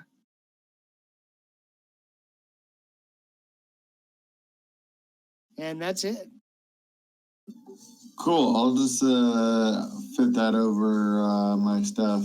Okay. And what's in this one? Probably the same And this thing. one, I yeah, take it. you find 10 sets of cultist garb. Can I look underneath these beds? Sure. I want to see what's there. All right. Make a perception check. See if you can find anything.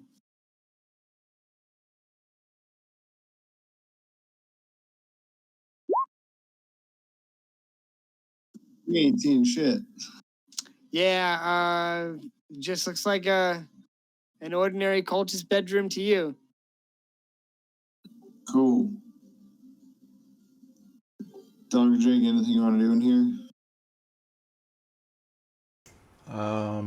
No. No, I'm good.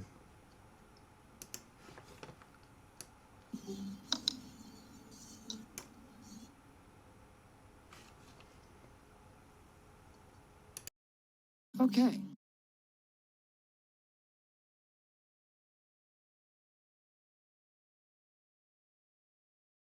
All right. So, Agrius, you start looking down this hallway here, and it definitely strikes you. Something about it. You can't really see too much, but there's something about it that strikes your interest.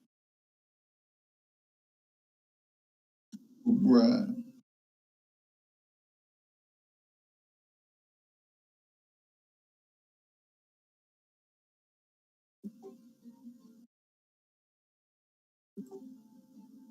Oh yeah, and it's cool if you want to tally it up at the end, but did we get XP for these guys? Yeah, I'm gonna. Yeah, sorry, I was gonna give it at the end of. I Oh no, yeah, you're cool. As long as we're on the same page, then that's fine. That makes more sense. sorry about that. Oh no, you can just wait. I mean, I'll take it since we have it, but otherwise you can wait. That's All right, fine. so you come into this chamber, and to you, it seems like it's a chamber of almost reverence or some sort of worship.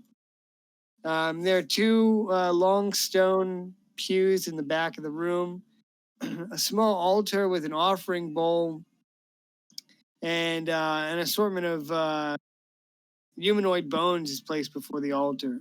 A head on a raised platform with carved symbols of some sort. There's a polished statue of a hooded creature with an outstretched hand, holding what looks to be a familiar sight to you, Agrius and Donkey Jank. The statue is holding a carved effigy of a black stone.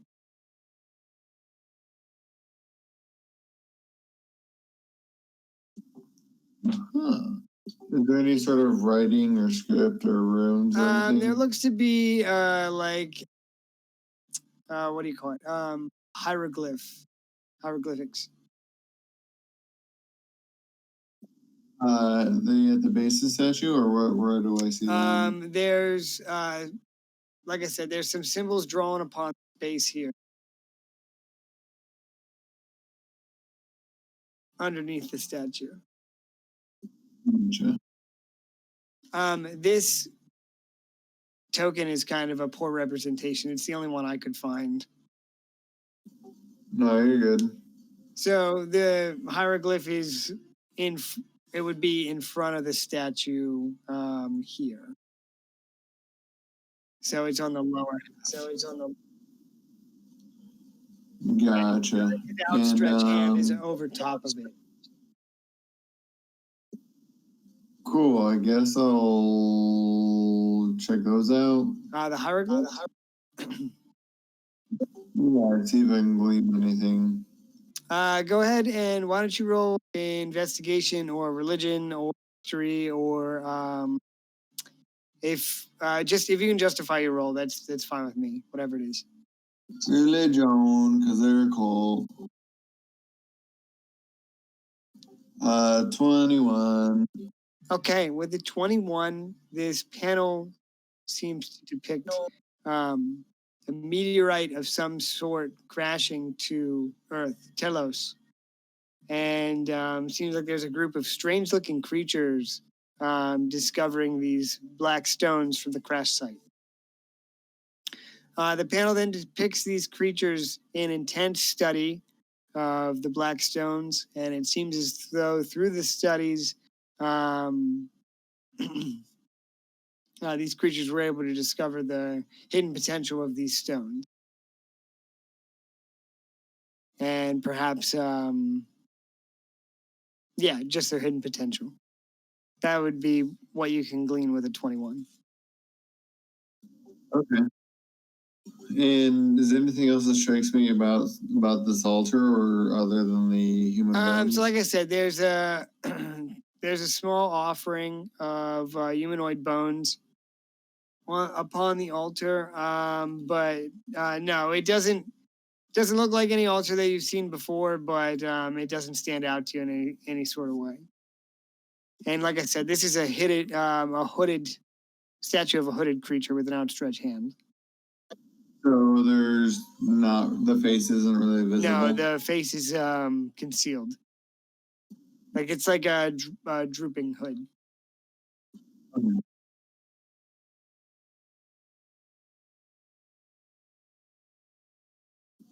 Anything you want to do there, Wanners? No, I'm good.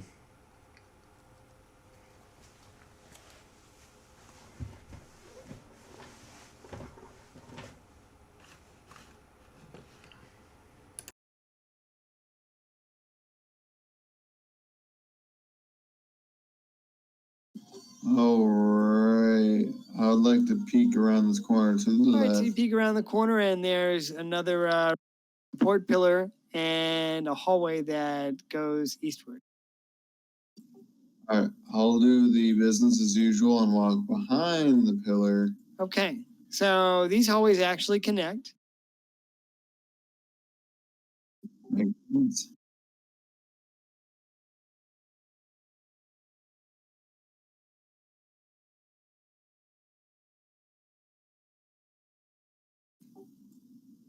Is this another room? This is actually a passageway that leads north. All right, at this point, I'll turn to my companion here and see if he wants to wreak some havoc down here.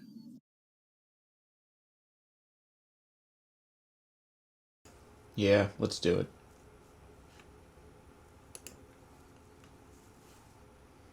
All right.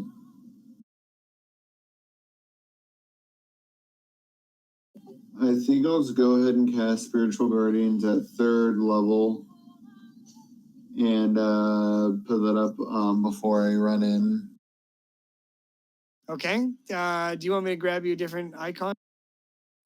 Nope, it's just a radius around me, so I'm gonna. Yep. That bullshit. Don't worry, I can't put up the lowest level this time. You don't worry. I won't. You will be. Roll for initiative, kids.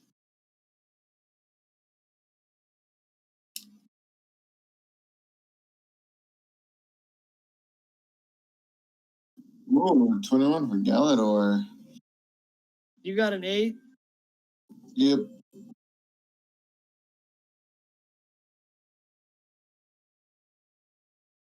Dog and Jane got a 20.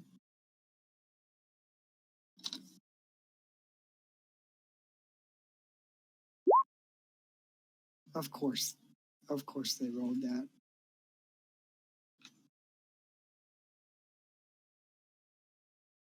All right, here's the order.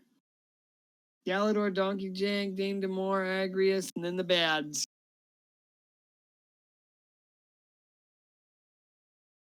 I'm not sure if I'm sure they have noticed you running around the temple killing everybody, so it'll just be a regular round of combat. What does Galador do? He's gonna peek his head around and look for an easy target. He's gonna move 5 feet to the right, look for an easy target, and Eldritch Blast.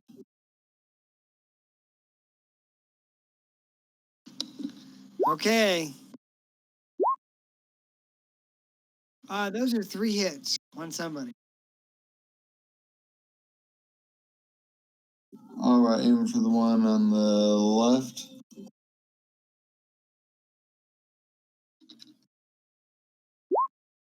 That is 33 force damage. Damn, that's a pretty good roll for Galador.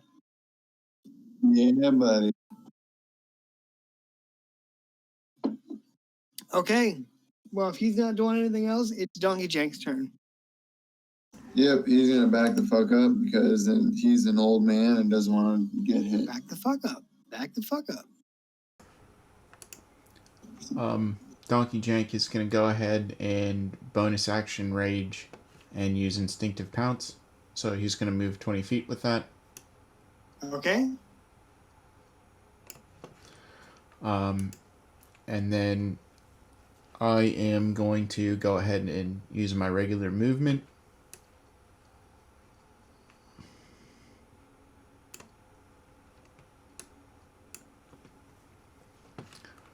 So I'm going to move down here to these cultists. And I'm going to go ahead and recklessly power attack. I'm going to go ahead and attack the one that Galador hit. Okay. Yeah, it'd be that one right in front of you.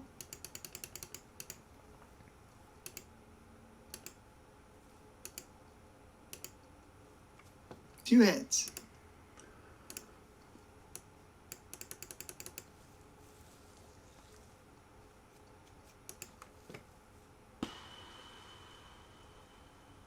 Oops.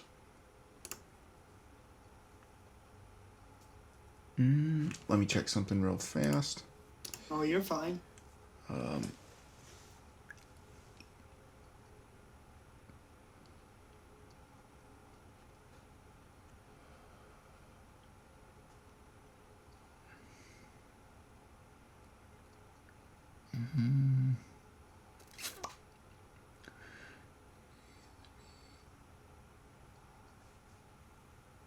All right.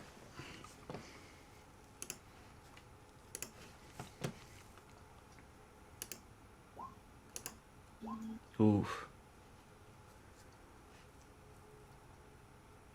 Damn, 64. All right, 64. That's not even the acid damage. Correct. Let's see, that would be 46 acid damage. Okay. I'm just gonna roll the acid damage for this guy then, since he's down. Yeah, sounds good. So he takes 17 acid damage for the cleaves. He's Okay. down. I'm gonna go ahead and make my third attack against this other cultist. Okay. With Great Weapon Master.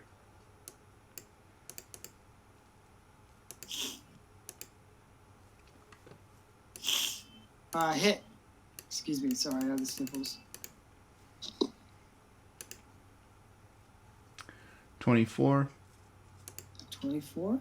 And then 2d6 acid.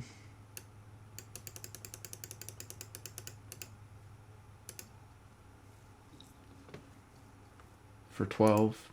He gets hit for 36. Okay. Big hit on the cultist. So also when you run in here,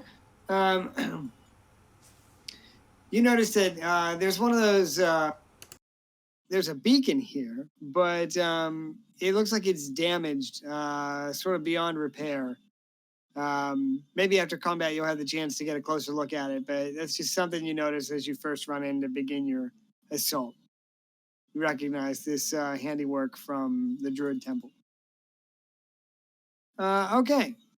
After you, it's Dane DeMar's turn. So Dane DeMar will just come up here and he's going to shoot some arrows at this cultist on the right flank. Oh, shit. There's a crit.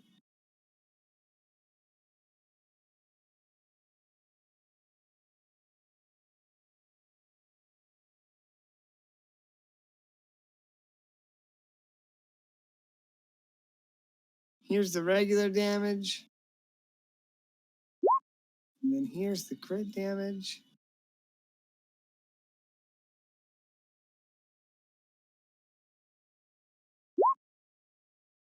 $21. So 31 on this cultist on the far left.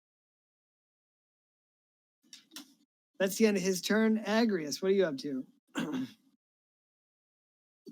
much. What are you doing? I'm just, hanging out with my buddies. Right, all right. Just D&D things. I'm just gonna spend my action to double move and get in the middle of all these fucks. All right. And that's my turn.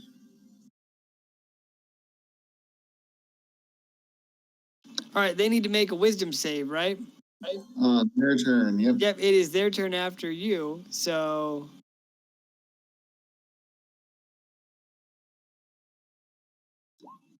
So it's 13 unless they save, in which case they take 6.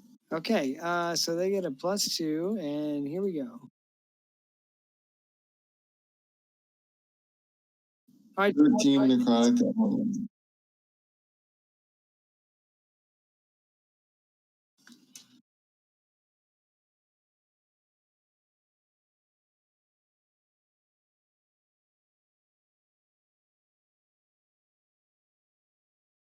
okay. Well, what will they?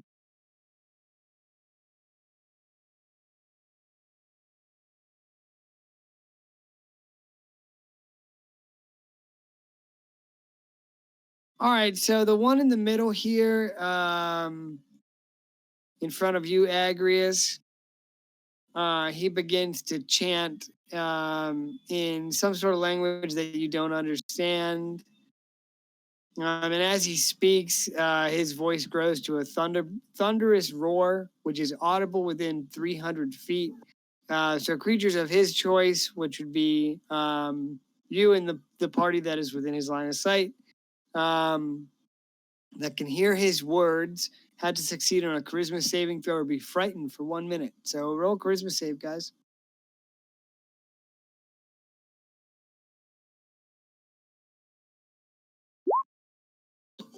So Is that a spell you said? it is his action. Cool. It's considered one of his actions. What's the effect again that we're rolling for? You're rolling to not be frightened by the chant that he's using, like his thunderous voice is chanting, and you might be frightened by it. Okay. I will not be frightened by it. I'm immune to frightened while raging. Okay. Well, Agrius, it was a DC 14, so you guys are not frightened at all.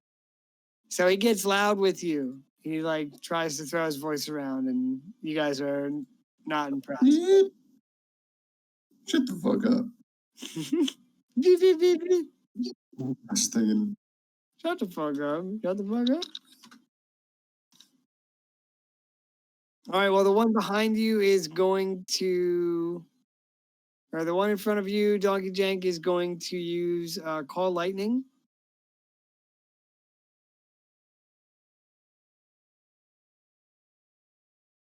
And make a dexterity saving throw, sir. All right.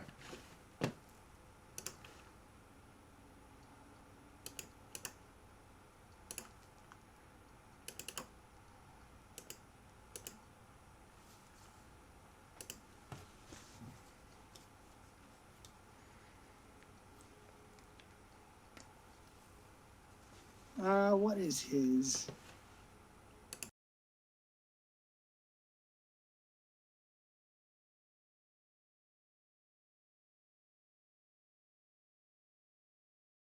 Uh, 15.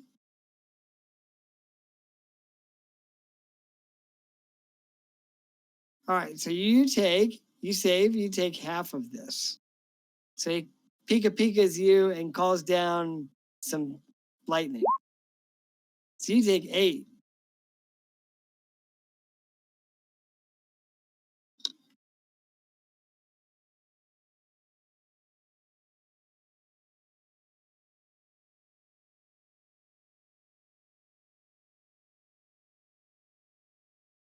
And he'll end his turn, and then there's one left back here behind you, Agrius. And he's going to make a melee spell attack against you. He's going to use Thunder's Touch. Cool. I think you might have disadvantage. I need to check though. Okay. I hope not, but that's not a hit. Shit.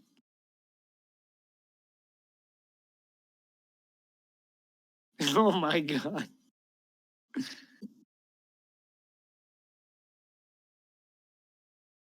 Oh, yeah, spell attacks have disadvantage against me. 21. Yes. All right, well, what a buzzkill. No, I'm just kidding. That's a round down. It's Galador's turn. All right. This looks like the opportune time to jump in and pew pew this motherfucker.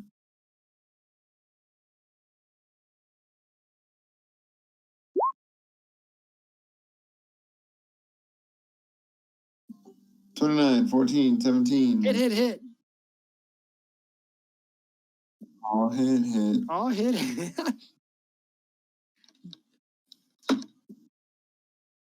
Damn, 2 1s. That's a great 24. On this guy. Yeah.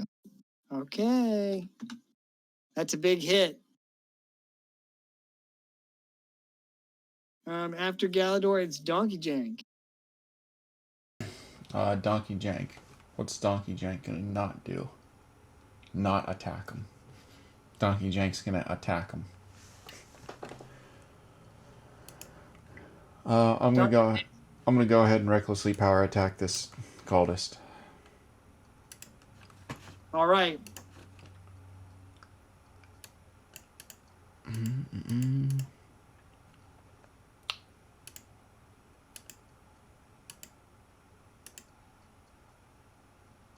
18 and 25 both hit.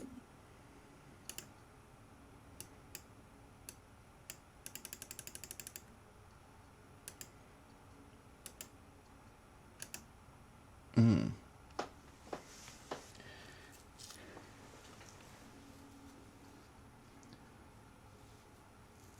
$65. Damn. Jesus. All right, well, you're going to kill him. How do you want to kill him? I'm just gonna erupt in explosive anger, and I'm gonna use my over smash to stomp out the Pikachu. I'm gonna give him the Donkey Jank clap. You're going to give him the clap, huh? Yep. So he's gonna tumble down. I'm gonna go ahead and move. All right, nice. And I'm gonna go ahead and use my third attack. I guess against this one. Or is this one... Does this one have lower health? Yes. Okay, then I'll go ahead and attack this one. Okay.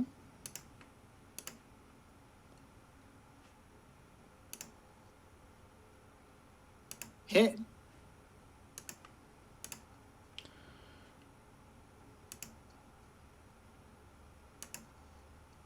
$31.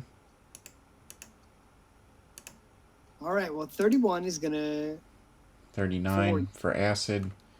And Janky over here is going to get some acid splash damage on the other coldest for 11. Okay. And that's going to end my turn. All right. Well, the 40 damage cuts him down. Nice rolls. That's going to end my turn then. Okay. All right. Well, it's Dane DeMar's turn. He's gonna come over here and what's he gonna do? I think he's actually gonna be back here. Ba-blah, ba-blah. Oh, damn. There's the regular damage and the critical. Hits him for 32. Agrius, Hello. what are you doing? I'm gonna hit him. Hit him then. Fine. Oh. Nice. 32. Damn, it's low rolls. But I'll take it. You kill him. How do you wish to kill him? I am going to, as he's kind of like rearing in pain from the acid that's dripping on him, I'm just going to, I'm gonna like kind of come up behind him and bring the nunchucks and kind of like choke him out that way, and then push the nunchucks together and just kind of collapse his throat. Damn. Yeah. All right. Yeah. Well, you crush his throat, and he crumples to the ground with a thud. 1,600 experience per player for the 4 cultists here. In this central chamber, there is a beacon. Looks to be a beacon was constructed here. However, it looks to be broken beyond repair. I wish to repair it How do you wish to repair it? with my donkey jank. You can't just whip your donkey jank out. What hotties are behind me? I'm going to walk right up to the beacon here, and I'm going to go right up to it, and I'm going to look at it with a slight tilt of my neck and just say, "Do you want a donkey jank?" I don't know that it would answer you.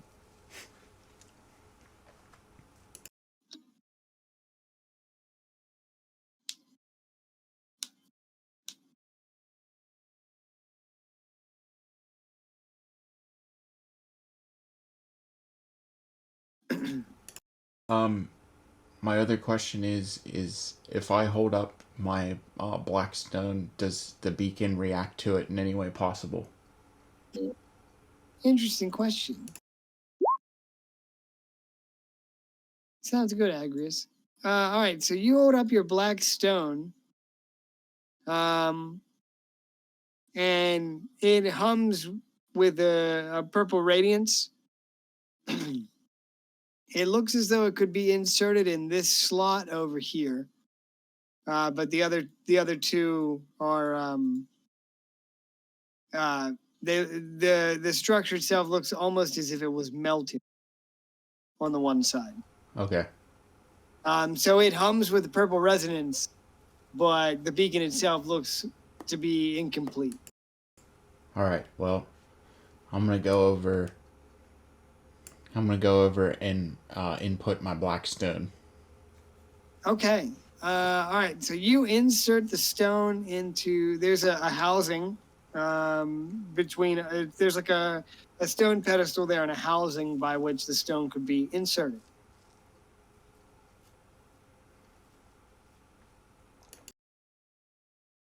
Okay.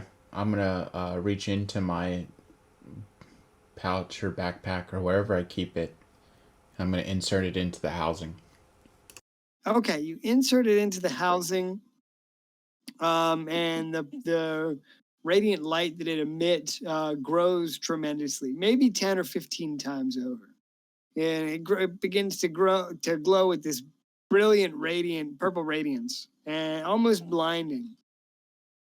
And I don't have the graphic I need here, so I'm just gonna have to draw it, and it's gonna suck. But there's a light that shoots out from this point and goes here, but just the beam of light here that shoots out on the underside doesn't have anywhere else to go because of the melted structure. So it just remains stationary there. Okay. I don't know if I did a great job explaining it, but basically the beacon is incomplete, so it can't operate fully. All right. I got you. In that case, I'll go ahead and remove the stone. Okay. And You remove it, the light dissipates. Okay. Yeah, I'll keep the stone safe, usually, in my belongings and stuff like that. Okay. And I guess if no one else wants to do anything, I guess we'll start heading up north towards the pyramid. Sounds good. Are you taking the wagon? Yeah, I'm taking my cart. Okay.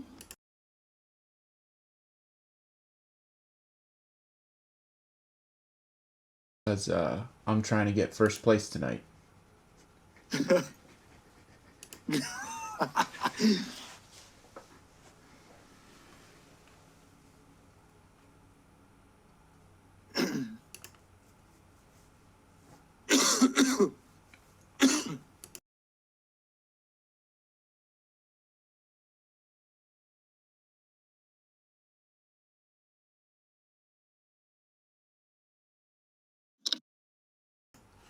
So I'm gonna start gathering my.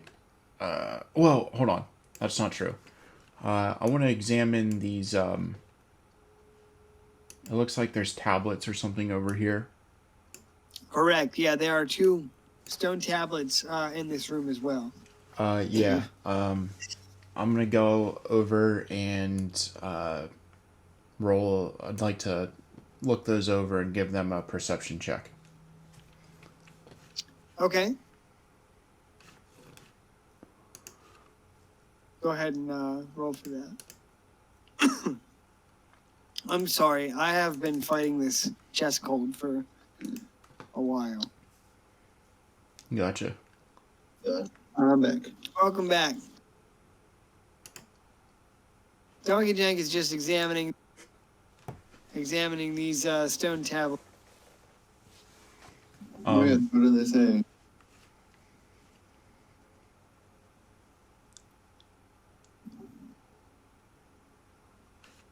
Go ahead, Wes. I also. Yeah, go ahead. I also dropped my black stone into the housing here on this beacon, and it shot forth with what looks to be like some type of energy that activates the beacon.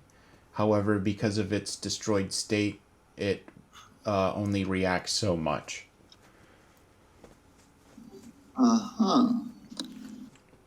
So with that, I went over to the tablets here to roll a perception check, and I rolled a 25. Right. So, Nice. so with the 25, you can glean some information from this tablet. The chosen, the cultists that you've been butchering, they follow a group known as the Coven, and it seems that the Coven, in their quest for knowledge, were the only word that sticks out to you is outcast. They were outcasts of some sort due to their use of the black stones.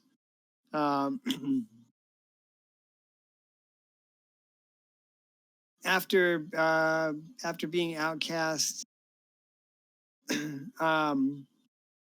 It says here that the Coven constructed several beacons across the known world using the black stone to aid in their construction, and that none of them would function without a numinous to power its core.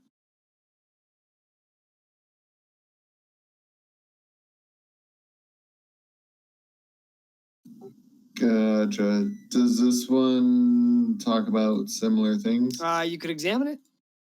I shall do so. Okay.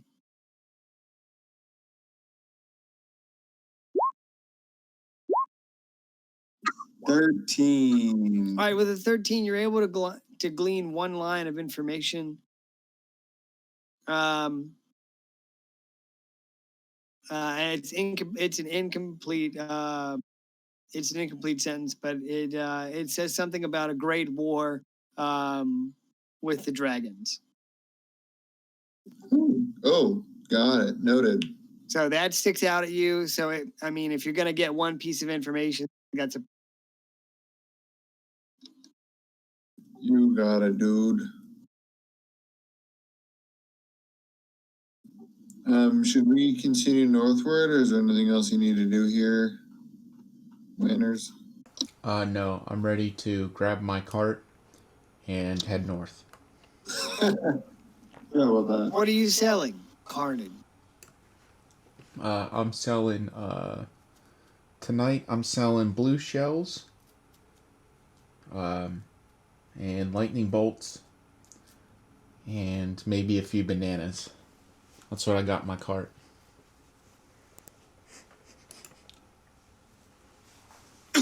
All right, so you guys want to continue north?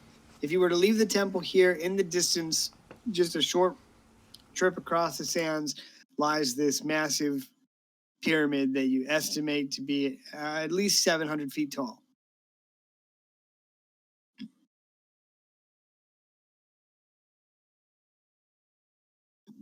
Sounds good to Okay. me.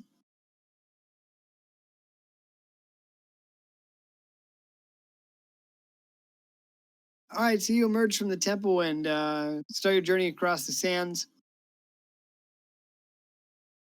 Beyond the temple lies the great sandstone pyramid. The pyramid can only be assumed to be this tomb of the one true God that the cultists have been going on and on about. The pyramid is far larger than that of the Dreadmaw, and it towers above the sands at nearly 700 feet.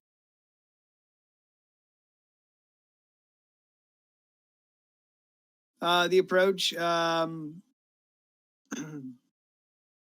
there's a. Oh, okay. You can't just skip ahead there, pal. I got my senior discount. We don't take AARP. What the fuck do you take? Nothing. We take Eldritch Blast in the face. Sorry, keep going. none of your bullshit, Galador. There are two large statues of a jackal-headed guardian flanking the approach to the massive pyramid. At the top of the sandstone stairs lies a great sphinx. The beast watches you intently as it paces slowly back and forth. Ooh.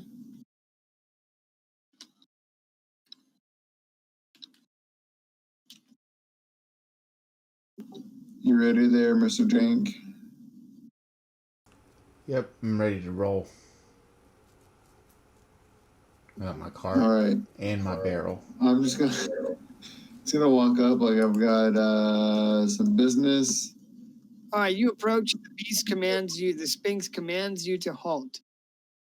He says, "Who are you to enter this holy place?"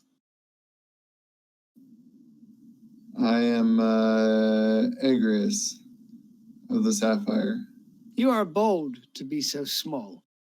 He says, "Answer my riddles and you may pass unharmed. Answer falsely and pay with your blood." Go on then. What is your riddle? He says, "4 riddles are mine, 4 answers I shall have. He says, first, who is that who kills all they touch, burns worse than holy fire, can never stand in the shadows, yet spies the living at most times?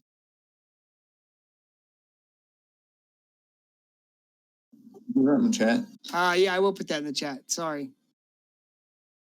No, you're good, dude.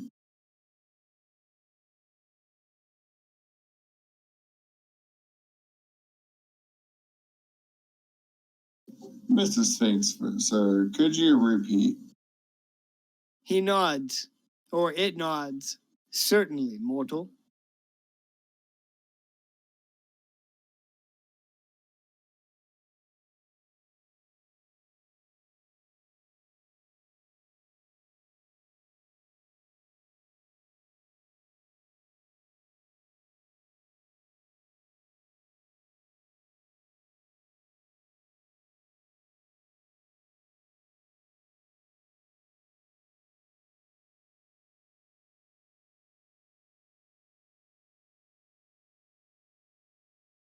The creature smirks in supremacy. I await your answer, it says. I am going to say, all right, Sphinx, if you're so wise, then I have a riddle of my own.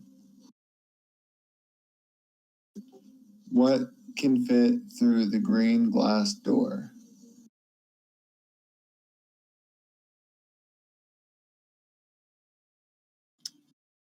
Can fit through the green glass door.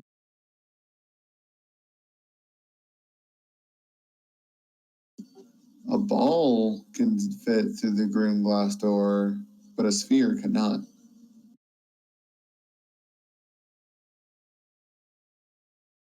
Why? The creature asks. Well, that is for you to guess.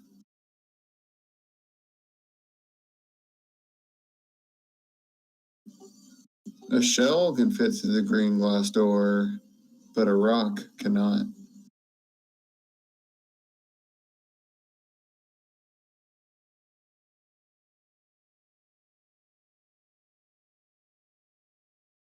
He says, you'll have to ponder your riddle.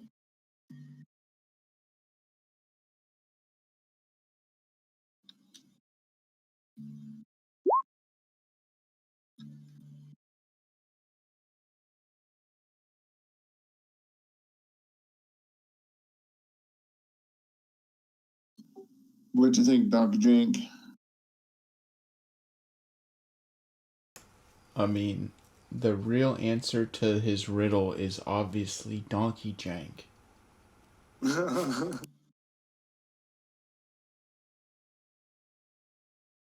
My first thought was shadow. My second thought was sun. My third thought was time or death or something.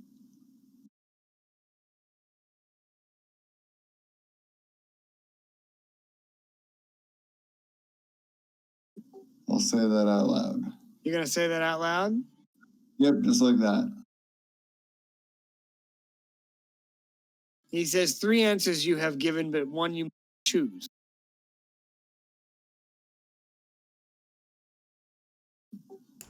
Well, I'd like to use the 50-50 lifeline.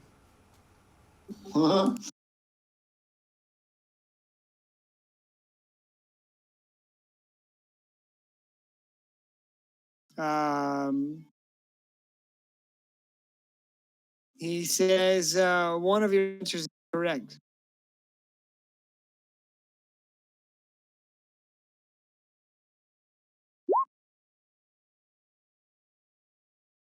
Though, which well, given that it burned, I'm guess I'll have to go with the sun. the Sphinx bows to you and says, you have answered correctly, mortal. He says, my second riddle. Larger, I'll just put it in the chat.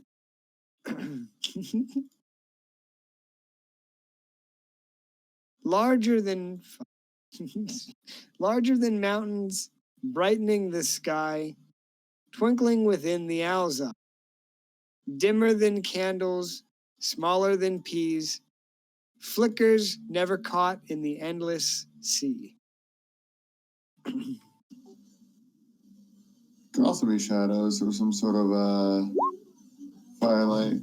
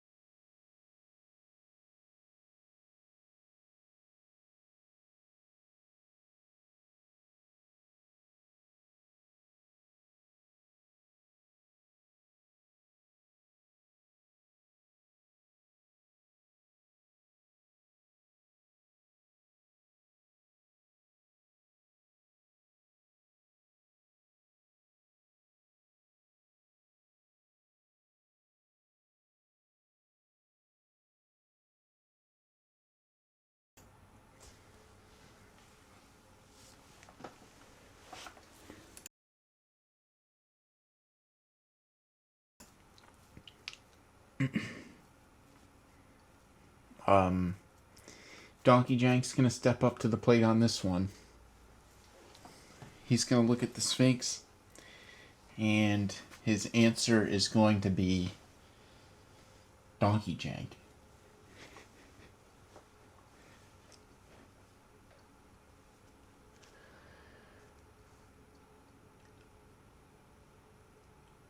Your answer is Donkey Jank?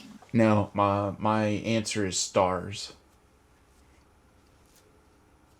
The Sphinx bows its head to you and says, "You have answered correctly, mortal. 2 riddles you have answered, yet 2 more I require. What means everything to you, and yet nothing to me?" Donkey Jank.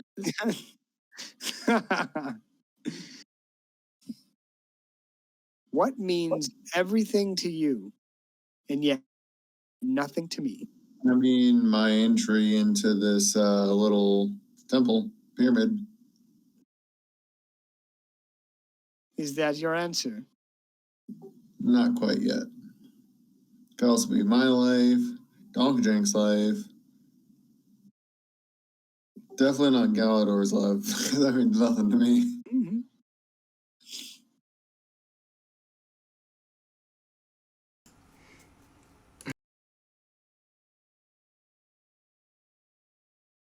Did you say any of those things out loud? I'm just kind of like pondering, not giving my answer. Could also be my name. What's the riddle again? What means What means everything to you, and yet nothing to me?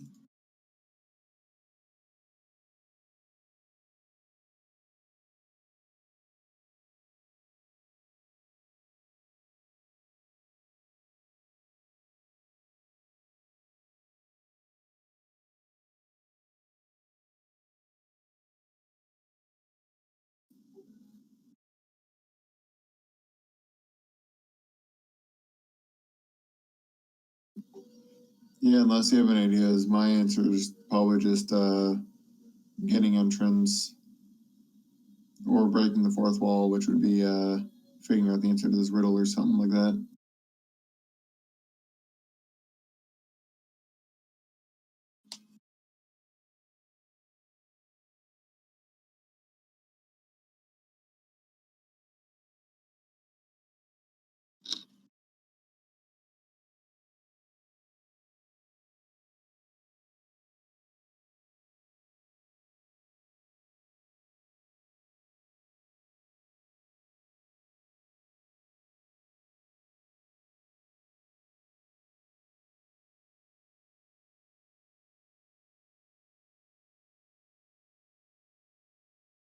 The Sphinx smirks at you. Stumped, are you?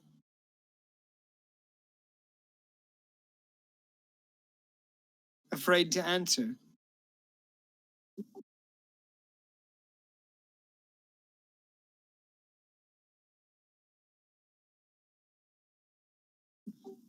I'll remind him he still hasn't answered my riddle. How do you know what can fit through the green glass door?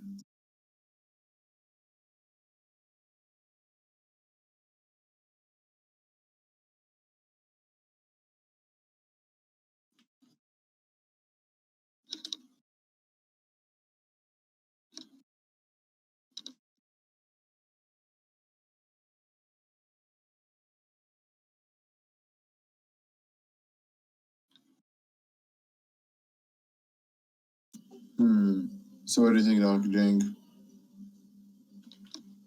Either your answer or mine, but I don't know which. Maybe they're both wrong.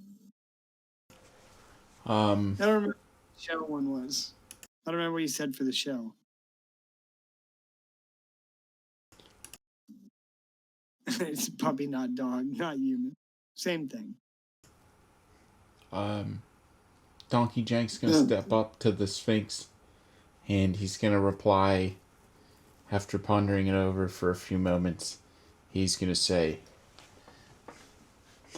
the one thing I take from all of my foes, their life. The creature stares at you for a long moment and then bows. Correct. Oh, nice. You are most astute for your kind.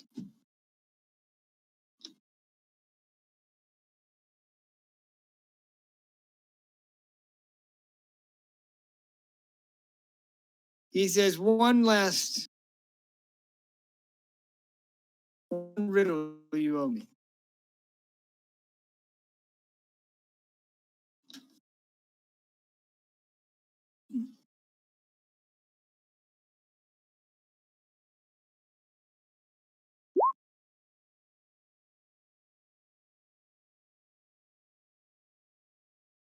Oh, shit, it didn't paste the first part.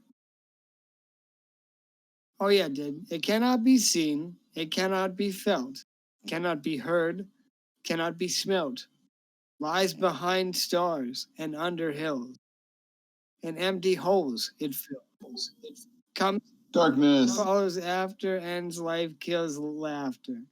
Darkness is correct.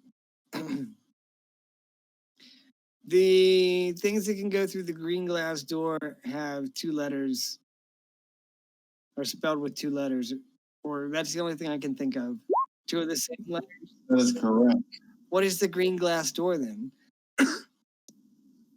Well, every word in the green glass door also has double letters. 2 E's, 2 S's, Oh, 2 yeah, O's. I didn't even think about that. I just kept thinking. I just kept puppy. All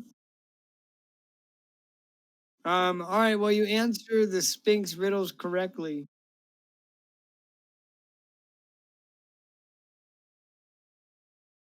And it bows and moves to the side. You are wise enough to enter the tomb of the true God, though you do so at your peril.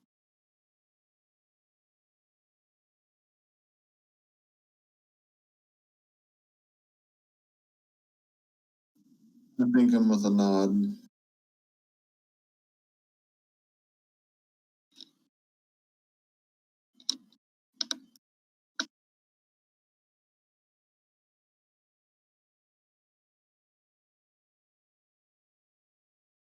Damn, I thought some of those were hard. No, they definitely threw me through a loop. All right, well, I was really second guessing. I gotta gather you guys up here. You just didn't want to pay with your blood. It was his blood. He's not afraid of you.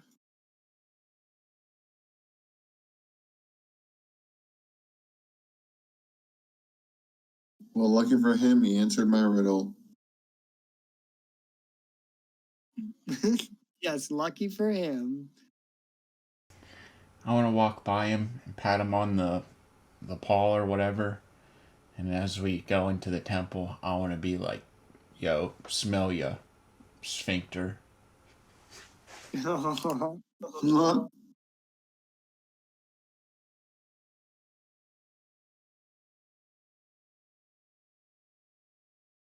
All right, I just got to get you guys to the next layer. Yeah, I'm gonna be here. I'll be right back. Good.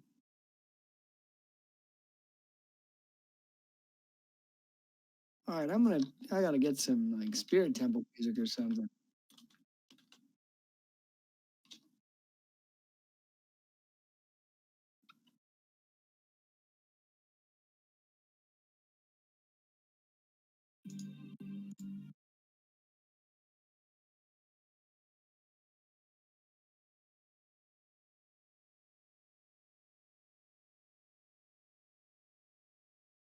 Okay.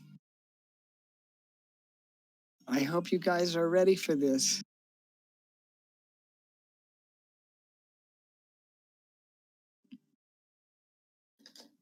For this jelly.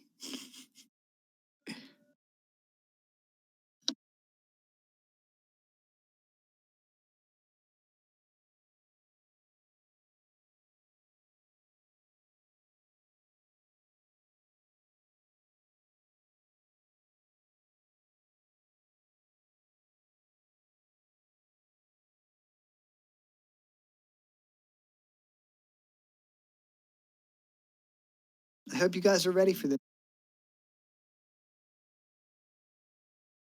Yeah. Okay, well, I'm ready.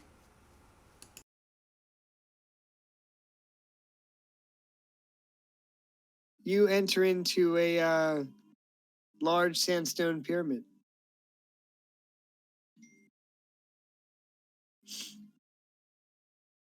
The central chamber of the first floor looks to be lined with support pillars. In the distance, there looks to be a room, but you'd have to get closer to investigate.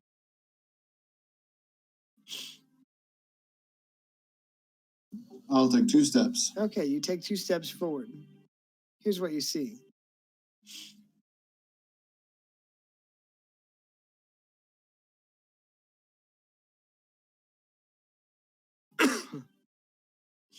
Sorry for coughing.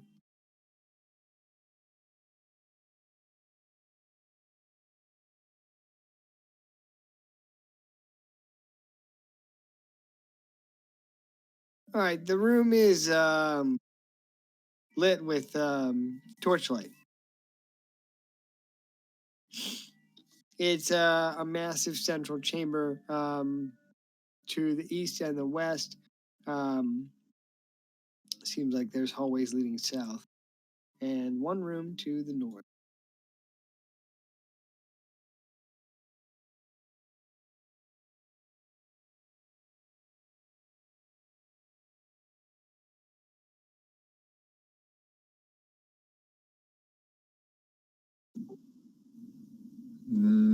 So, do you care where we go first, Donkey Drink?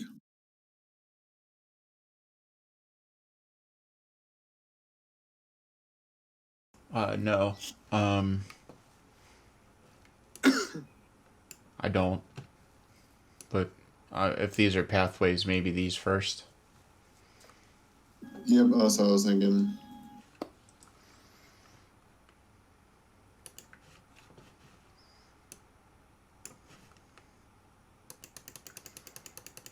All right, Mr. Clowners, I'm going to kind of peek my head around the corner here. Dungeon Master Clowner.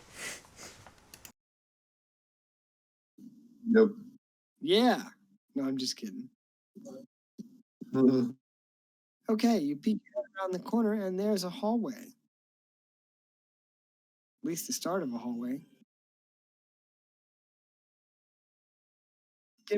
All right, I shall do the same. If you poke your head around the corner a little bit more, You see that the hallway continues on and then starts north.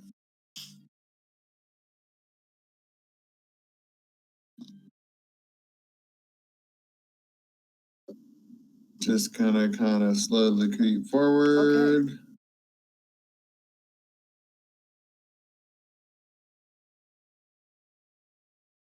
Okay.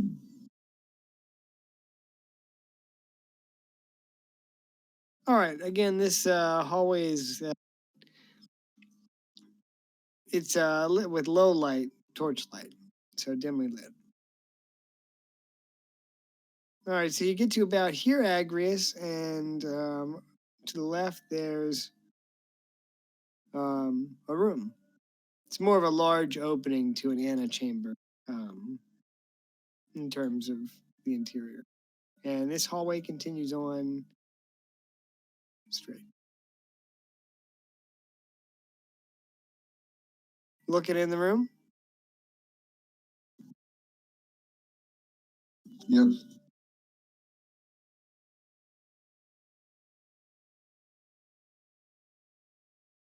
Okay. So in this room, you see 4 statues of tomb guardians with jackal heads.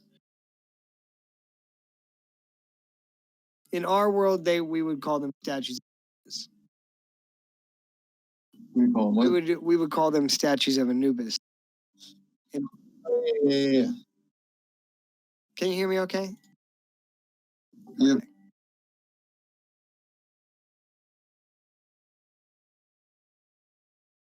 Yeah, Anubis.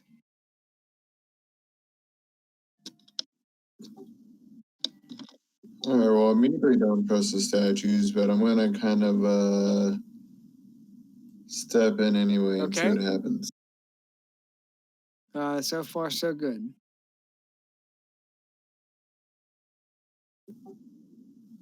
Okay. I will run here. All right, so you run into the room. Nothing. Yeah. To the south, though, you do see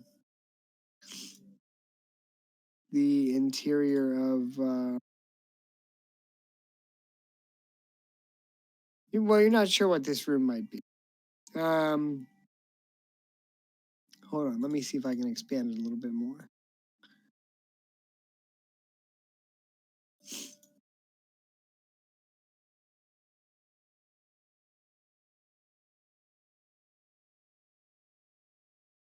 So you come down to the south here, and this is looks like a storage room of some sort.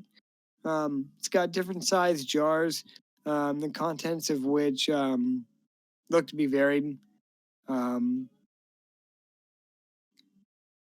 So yeah, it's a room with shelves and different jars of liquids. You're not sure what might be in them. Is there any particular smell emanating from They this are room? all stopped up with. They all have stoppers on them. I'm gonna ask Master Donkey Jank what he thinks of this. I'm gonna go ahead and take one of them and open up the lid and dump it into my barrel cart. Okay. All right. Where do you open it at? Can you show me? I want to open it up just ever so slightly just so I can sort of just peek inside. Okay. You pull the cork?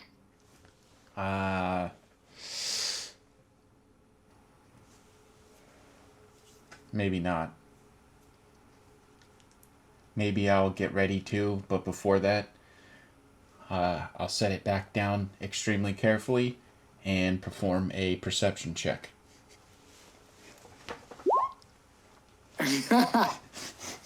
Okay, yeah. Yeah, you have your donkey sense is tingling. This could get janky.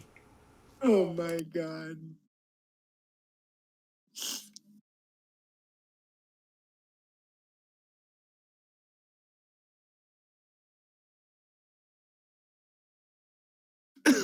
Okay, with an 8. You notice that perhaps the fluid inside is a little thicker than. What is your character's background again? Jank is just essentially a nomadic, traveling half-orc barbarian who seeks to uh, who seeks to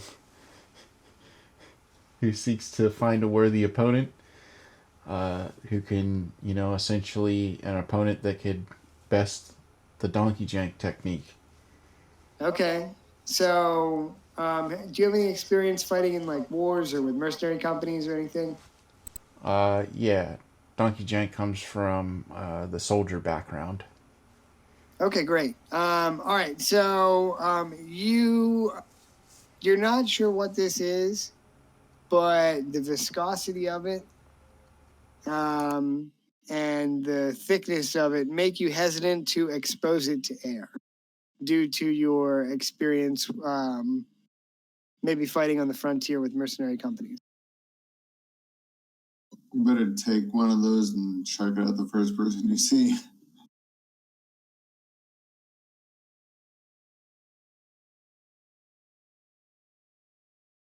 Well, what I could do is take one and place it very carefully in my cart. And then what I could do is wait until we find a room and just roll it in there and have it crash into a wall. Yeah. You throw as many in the cart as you can. We'll use a rope and tie it to the front if we have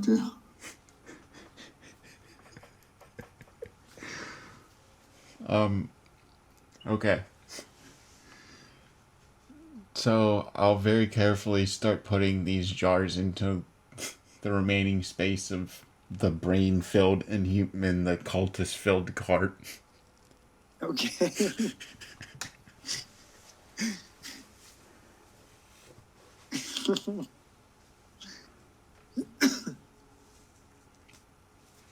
All right. The little jars you could take a. The big jar, I don't know. Yeah, I'll just fill it up with the little jars. Okay. You could fit 4 little jars in your barrel. That's it. Not letting you put anything else in there. Okay. I'm gonna go ahead and move the jars over very carefully and close the lid on the barrel and start wheeling the barrel with great caution.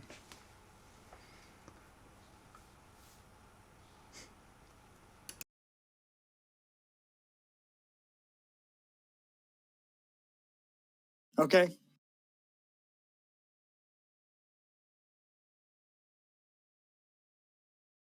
What are you doing, Agrius?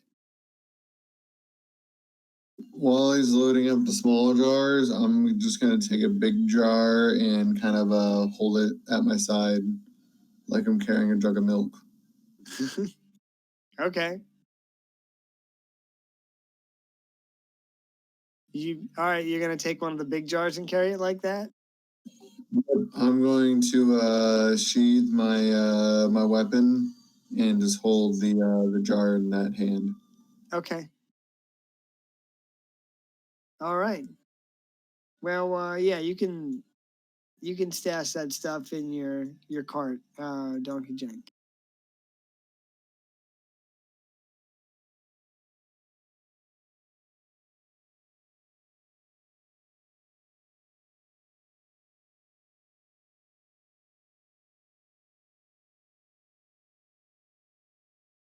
To the north, there's another chamber, Agrius, if you went to check. Do I ever? All right, so this is kind of a macabre room. A lot more jars here in this room. jars of mysterious liquid. There's an odd shaped table here that looks like it's got straps by which someone could be strapped down. In the back of the room, there's a table with various tools and surgeon's equipment. And many of these jars look like they might be full of embalming fluid. Cool. I see no need to go further, and I'll just kind of back out of the room. Okay.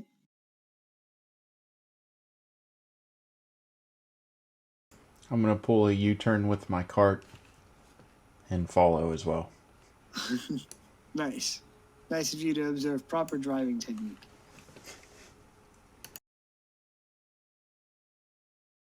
Okay. If you think the donkey drank technique is good, wait till you see the driver technique. I heard it makes you invincible. And it makes you rich.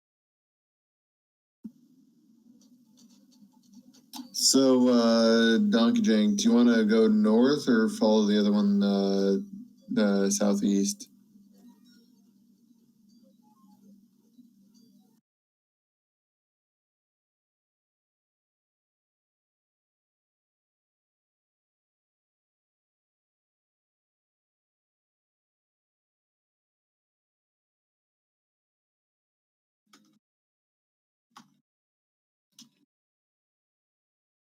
Let's go check out the southeast. Okay.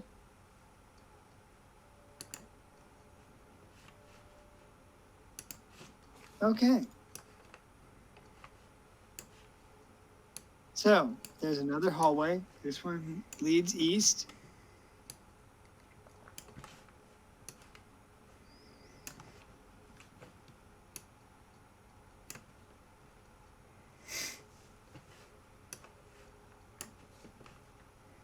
And then turns north.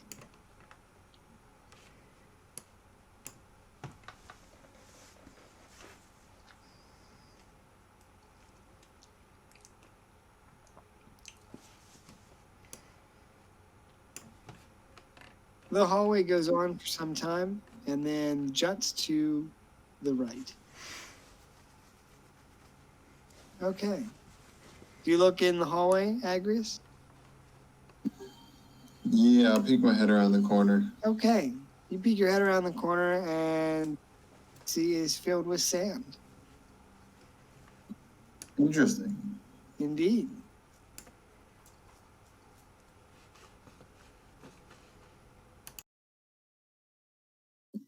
All right, Master Drink, you want to go north or east? I kind of want to see what's in the sand room. Yeah, I'm pretty curious too.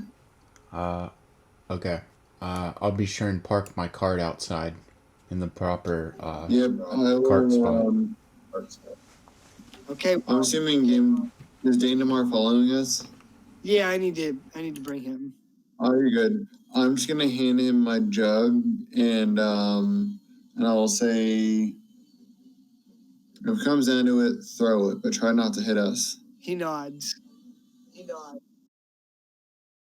And takes this thing with grim determination. All right, I'll pull out my weapon, of course, and I will see what I can see. I want to stay in here and look at the room, but I also want to specifically check the sand and see if it's looks like it's moving or anything like that. Okay, so this is what you see. This is the room. And I got a 23. Damn, 23 on a perception check. Hmm. All right, let me read this quick.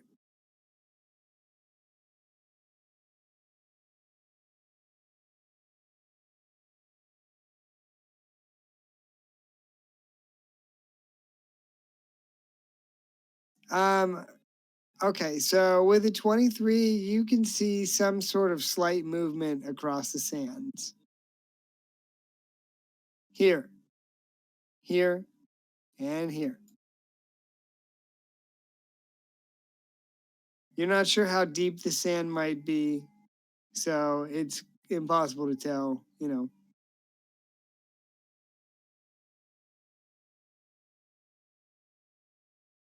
I'll look at my companion and be like, "So, what do you propose?"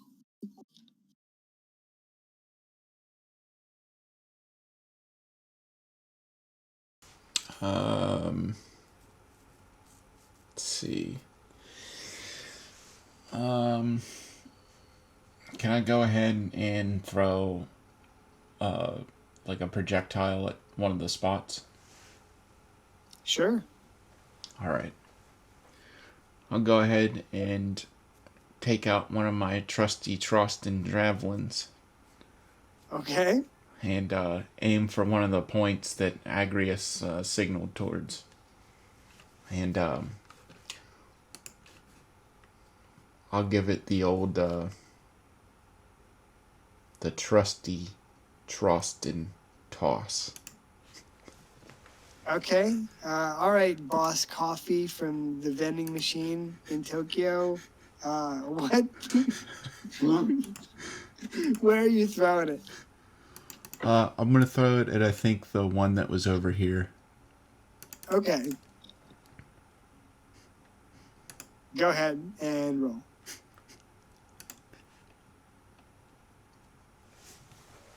14? Okay, so you pick up this Trostin brand javelin, the finest javelin an adventurer can get. And you hoist it into the sand where Agrius pointed out some movement, and you hear this fearsome cry. Sounds more kind of like a deep droning. And all at once, the sand begins to coalesce, and a sand golem appears. Roll for initiative. Also, roll for damage.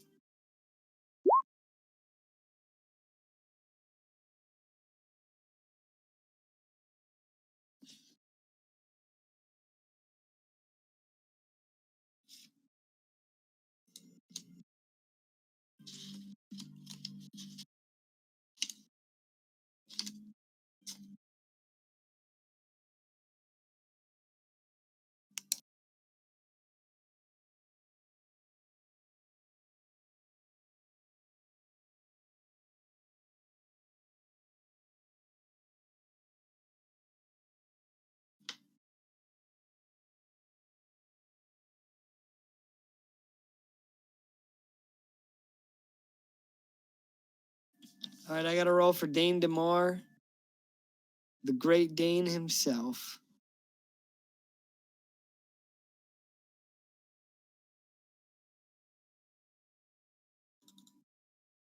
And then for the sand golem,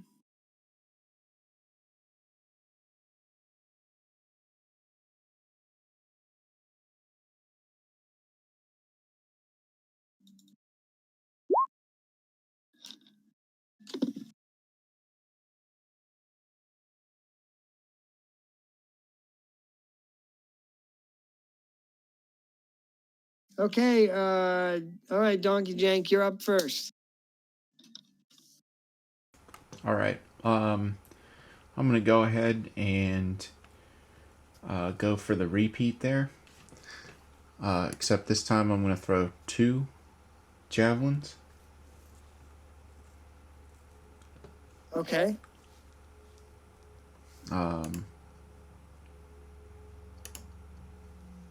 26 and 22. Those both hit?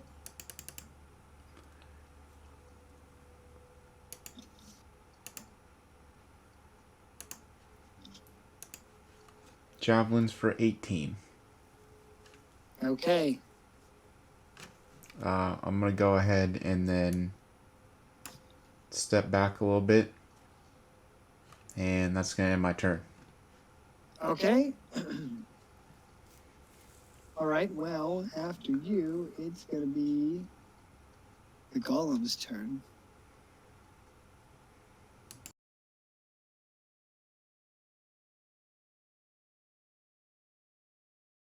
What's he gonna do? He really likes to slam.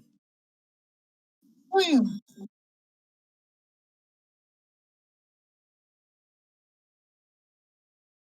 So I think he'll move and then try to slam.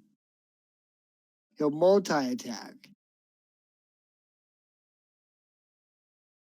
He'll slam and then he'll try to smother you. With love. He says, I love you. As he approaches, I'm just going to ask him, I'm just going to be like, hi, is this where I hand in the application? I'm trying He to says, join. no. Slam. 20. Yeah. Damn. All right.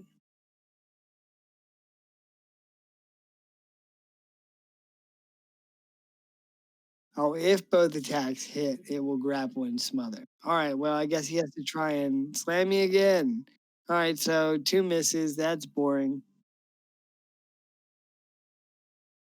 All right, that's the end of the golem's turn. It's Galador's turn.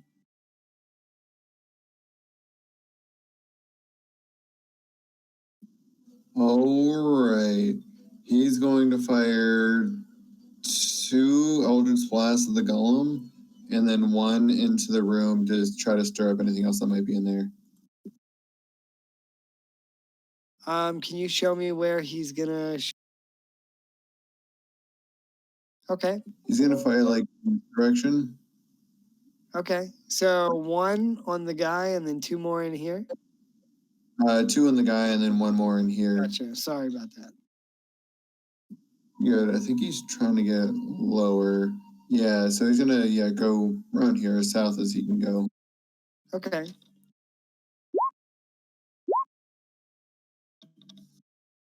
Yeah, those are all hits. So 2 hits on this guy, and then I guess a hit here. Yeah, so 17 against the guy, and if there's something, or I don't know if there's anything for the sand. If so, there's 13.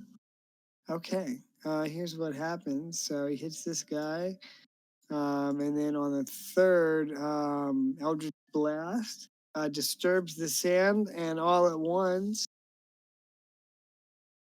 another sand golem erupts from the sand dune. Is Galador doing anything else? Nope. Okay. Then it would be Dane DeMar's turn. Dane DeMar is holding a bottle that you gave him with both hands. What do you want him to do? I'm gonna tell him to nix the bottle for now and just do his thing. Okay. He's gonna gingerly set it down, and then he'll come up and start firing some arrows. What else would he do? Those are 2 hits.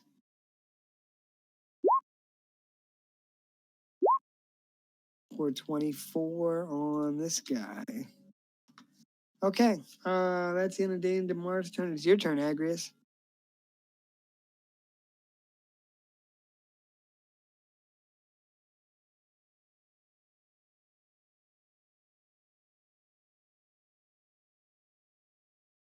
All right, so I'm gonna cast Shatter. 10-foot radius. Anything in the 10-foot radius has to make a Constitution saving throw. But if they're inorganic, such as like a golem or a construct, or metal, then they make that save with disadvantage. And I'm gonna cast it at, I think, level 4. Okay, you said it's a con save. Yep, and disadvantage for them. Okay.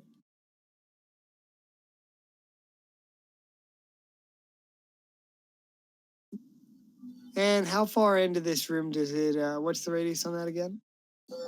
10-foot radius. So Yeah, I was specifically want to make sure I got these two, and then maybe anyone else if there was anyone else. Okay. 15, 18, 6. Okay. Ooh. So I'm gonna use my channel divinity and cause that to deal max damage instead of rolling, so it's just gonna deal 40 damage. Damn. All right. Well. And then the 18 succeeds, so that one takes half.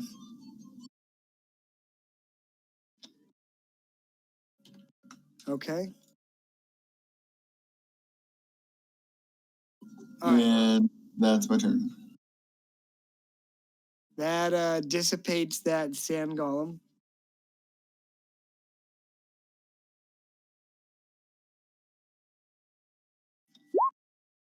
And the other two, this guy takes the full damage. That drops him down.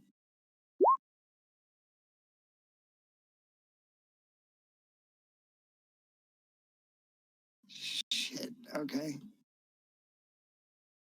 All right, Agrius. That's a round down. Donkey Jank.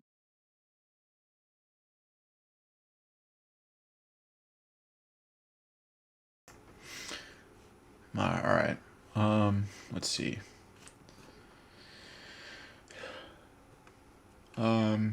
Here's what's gonna happen. Donkey Jank is gonna move up again, and he is going to ready in action. He's gonna go ahead and ready in action for if one of the sand golems gets closer, and I will resolve my turn if that happens. Okay.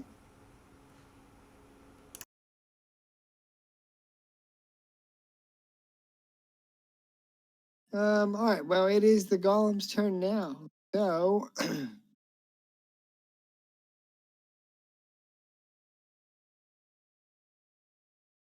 I think he is going to.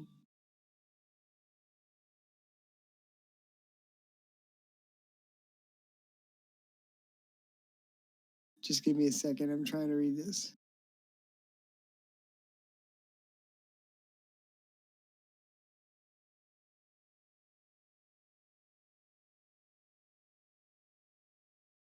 Okay. I think he's going to enlarge.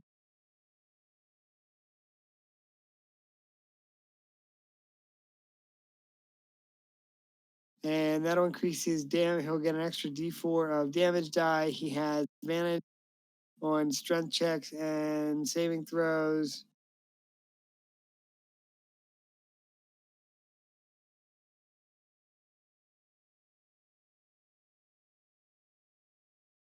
So he starts to absorb a large quantity of sand and his body.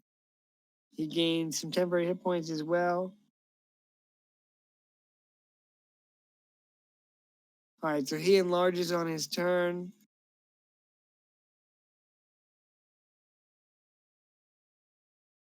All right, this guy in the back here is just going to move.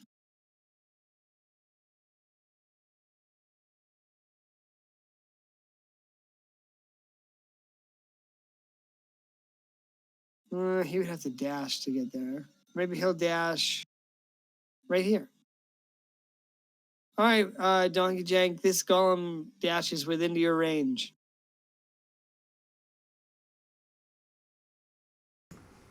Okay. In that case, I'm gonna go ahead and. In that case, I'm gonna go ahead and grab my axe, and I'm gonna go ahead and recklessly power attack him.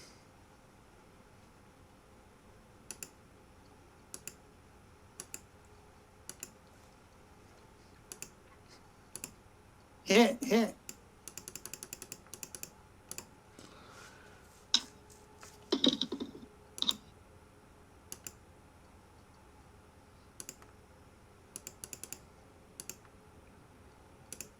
Oops. 56. plus 15 acid. Damn. Okay, that's a big chunk of damage. All right. Well, the acid really bites into him. I think I need to check to see. Okay. Anything else, sir? No, that's gonna end my turn.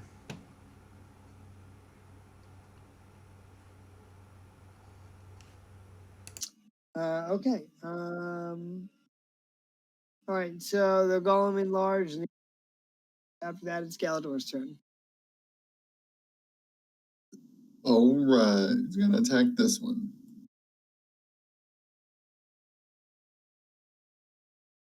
No, I was gonna go for the one that's. Which one is looking a little more worse for the wearer? The one that is in front of you. Go for that one.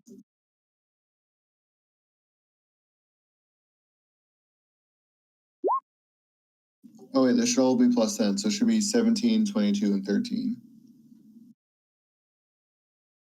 Yeah, all three of those would hit. Nice.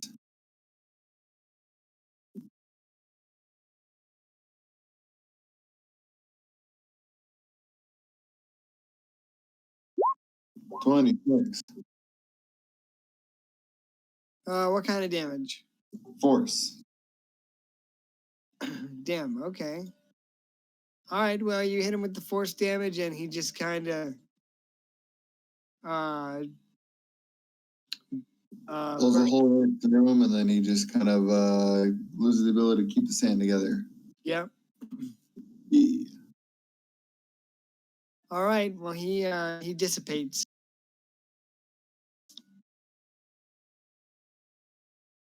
That's it for Galador. All right, Galador. Well, damn, he's getting way more.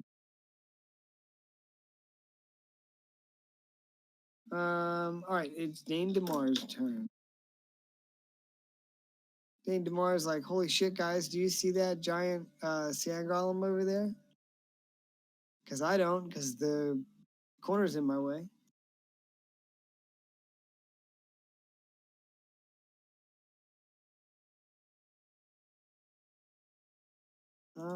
All right, he's just gonna have to come over here and attack him. 25 and 14 hit.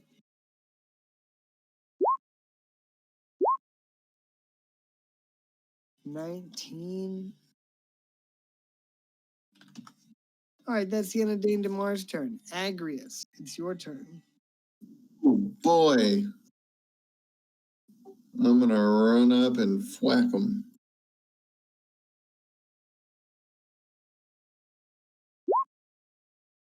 22. 22 hits. 21. So that's 7. Oh, I need to add 3. So it's actually 24 damage. It's 10 bludgeoning, and then the rest of it is thunder. Damn, all right.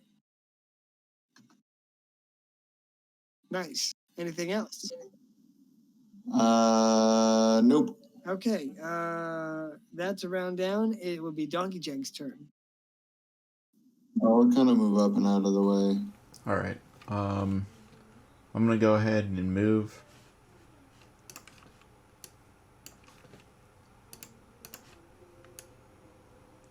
I'm gonna move up here and going in for the old reckless power attack.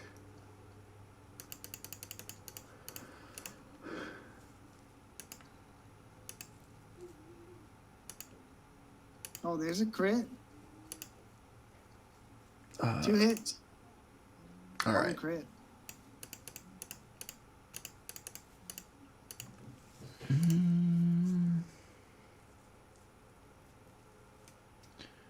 It's, let's see. I'm not. Okay, that's what it is.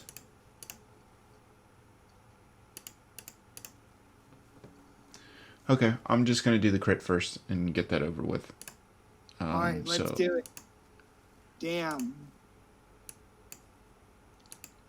54. Let's see, that's plus 12 for the acid. Yep. 20 for the acid. And then we got another regular one of these. 90.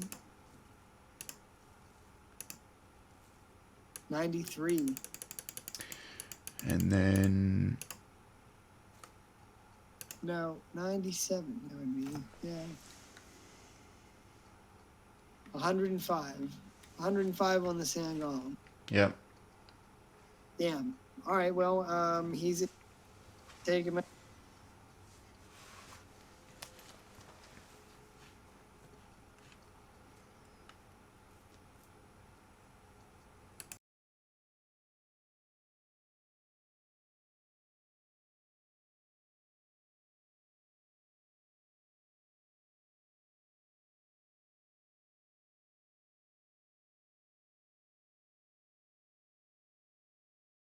Oh yeah.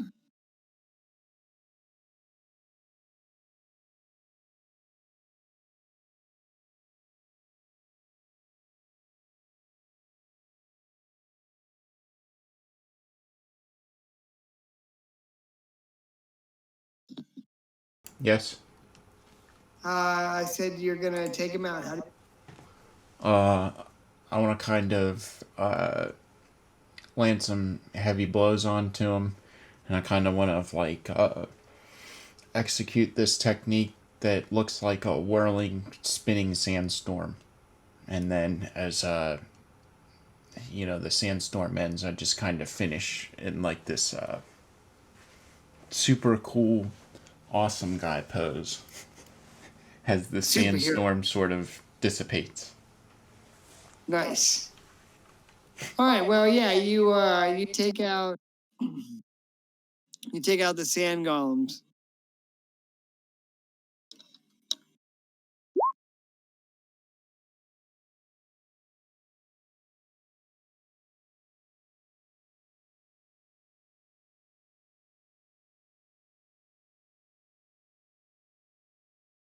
So it's 2,100 per player.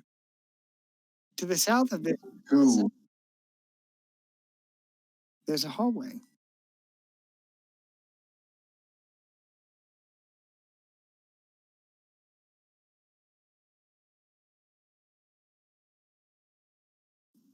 All right. I will tell Dane Damar to grab the alchemy jug, and then we'll know that if I make it through safely, that there's nothing else in this room.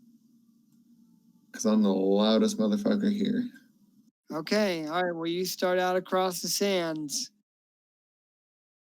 and you manage to get across safely. Yeah. In this room, there's treasure.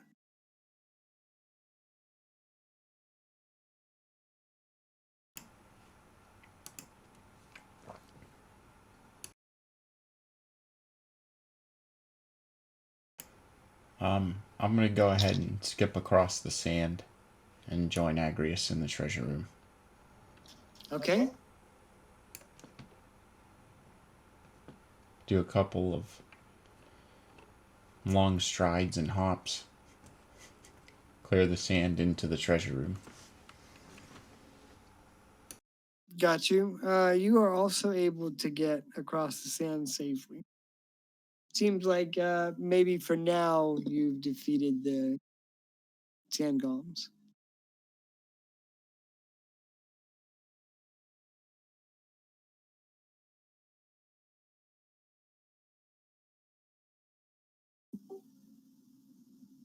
This treasure room seems a little too perfect.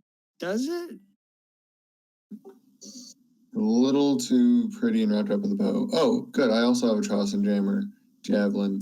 I'm gonna take a javelin and just throw it at the treasure chest and see what happens. Okay.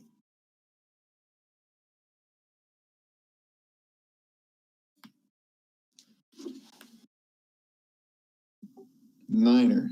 9? Maybe I'm a kleiner. Right where you throw the javelin, and it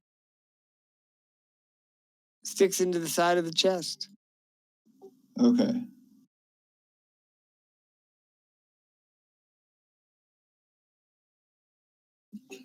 Can I guess I'll try to investigate this stuff. Sure. Go ahead and make an investigation check. 14. 16. 16. Okay, with a 16, you start to look through the chest, and you quickly, or the treasure, and are you looking in the chest too? First, I just want to do another check just to make sure there's nothing fucky. Okay. Just if it's trapped or something. Sure.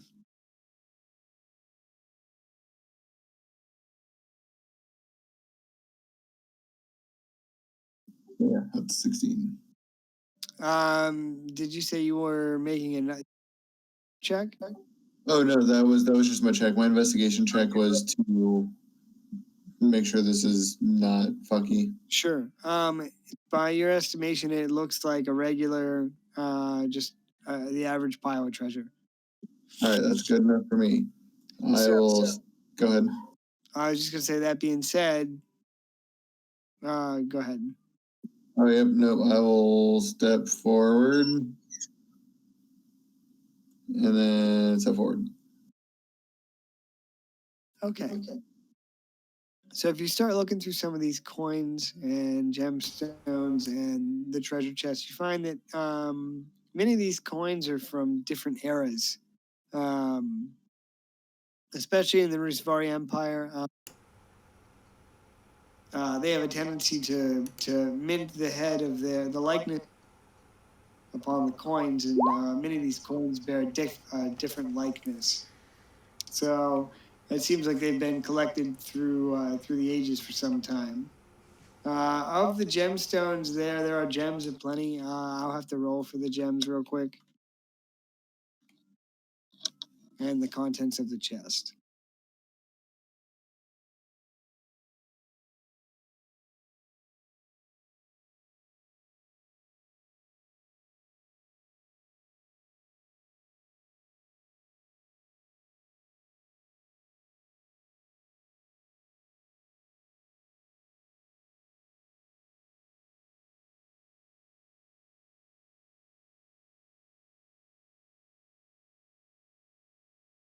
All right, so there's about 1,000 gold pieces worth of gemstones in that pile. So there's a blue sapphire, an emerald, several opals, star ruby, yellow sapphire, and a black opal.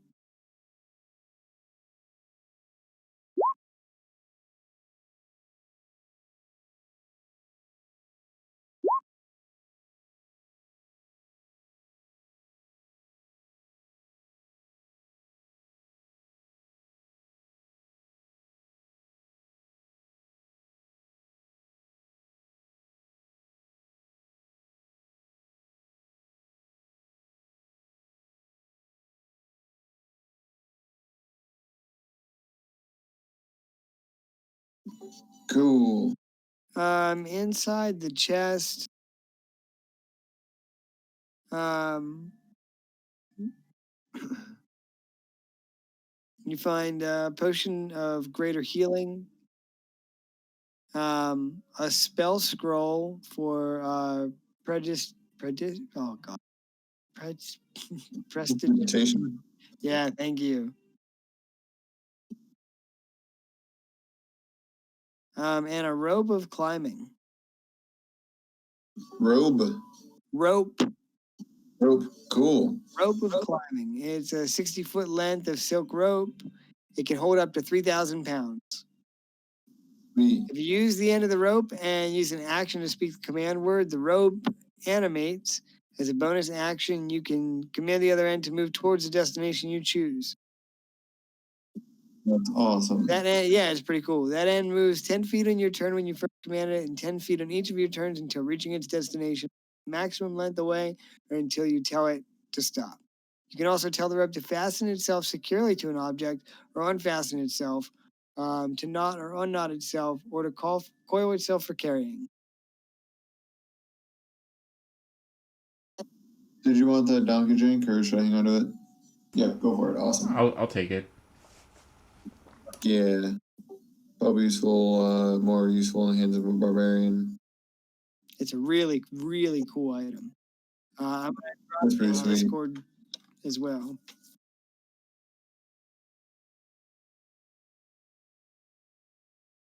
Okay. So that's what you're discovering the treasure. Do you want to take any of the Rusafari coins? It would be hard to gauge their worth over generations of different empires. Yeah, I'm okay. You could I'll take a couple if I have, like, if I need them for samples Cool. or something. Yeah, they're rare. They're certainly rare. So you could you'd have to have their value appraised.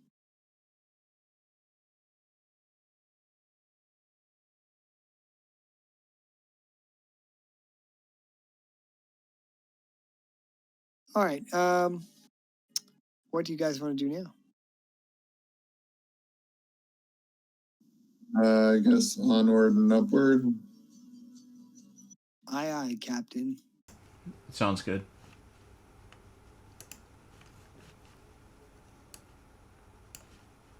I'm gonna do the super secret wall hack.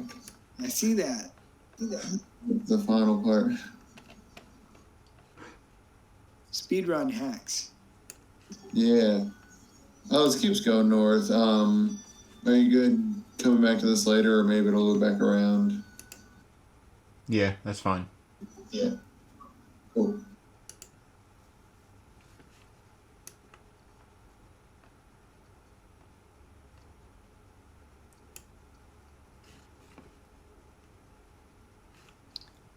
Okay. There's a hallway here that goes east and then turns north.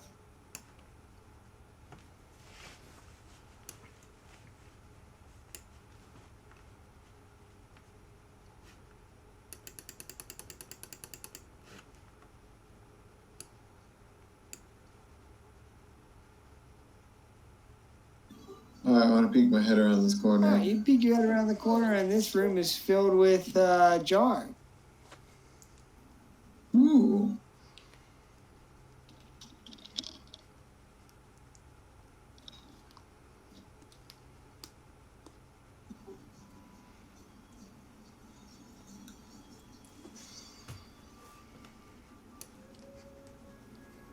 I will carefully set the jar down over here and tell Dane tomorrow to watch it. And if anybody comes from the direction, to throw it without looking. He nods grimly. I'm gonna park my car. All right, so what do I? In its Yeah, you can appropriate park. parking spot. Yeah, I think you can find a parking spot. Okay. Well, As long as it's on your. I just don't want to park it in one of the handicap spots and get fined. That's good. That's very considerate of you.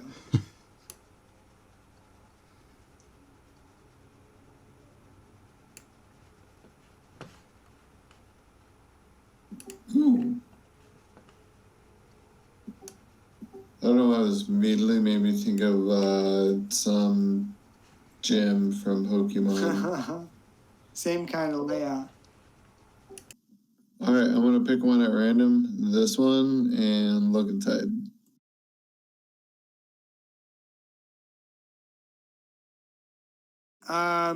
Okay.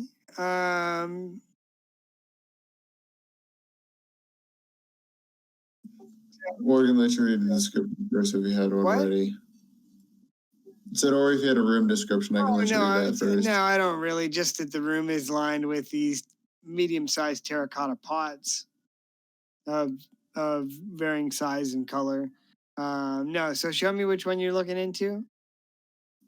I'll pick one at random to start, and I'll just see what's in it. Okay, so how are you looking inside? I'm not gonna touch it. I'm just gonna like peek my head over it and then look Okay, you down. peek your head over it and look down. And you see this black substance inside that leaps out at you. 24 versus armor class. Oh wait, that actually hits. Okay. Oh wait, Oh wait, no, it should hit. Carry on. Okay, so you're gonna take a d6 plus 3 plus 4d8 acid damage. In addition, non-magical armor worn by the target is partly dissolved and takes a permanent and cumulative -1 penalty to AC it offers. The armor is destroyed if the penalty reduces the AC to 10. Oh, fuck. Here's the regular damage plus the acid damage that you take immediately. Oh, you were all too excited Oh for man, that. I was hoping you were like, I'm gonna go look. Full. All right, so How much damage? 27? 27 damage. Like I said, in addition, any non-magical armor worn by the target is partly dissolved and takes permanent and cumulative -1 penalty to AC. If the armor penalty reduces it to 10, it's destroyed. Roll for Cool.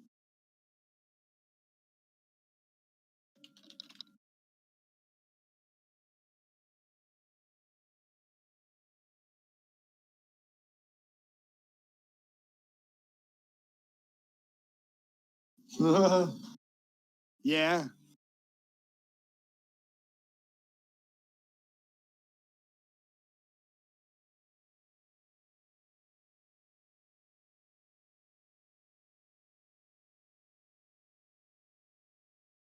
All right, so what's next? Initiative, please.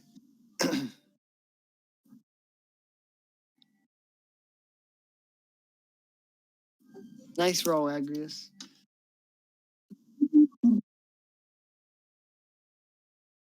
Oh, and Donkey Jank with the 20?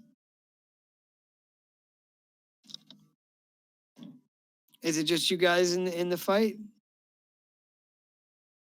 Let me roll for Galador.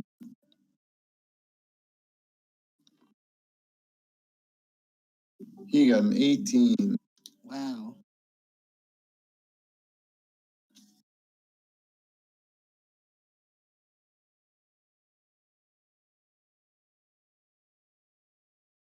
Okay, I got to roll for the creature, whatever this creature might be.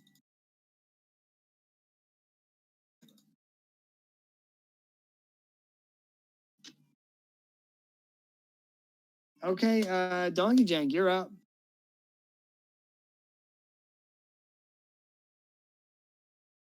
Okay. I'm gonna move.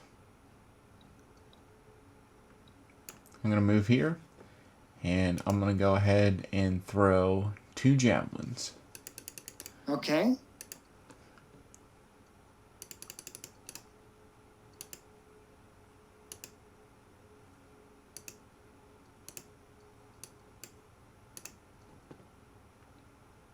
Pew. Those are both hit. Pew. Javelins for 17. Nice. And then I'm gonna continue to move backwards to where I was. Okay. And that's gonna end my turn.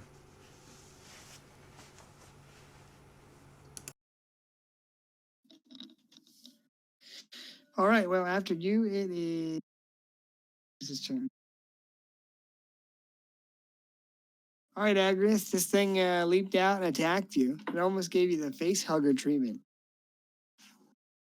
Okay, I am so fucking mad, so I'm going to attack you.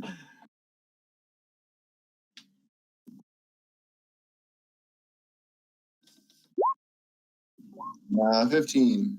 15 hits. Whew.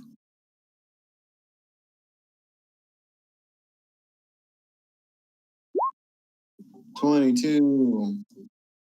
Okay. And I will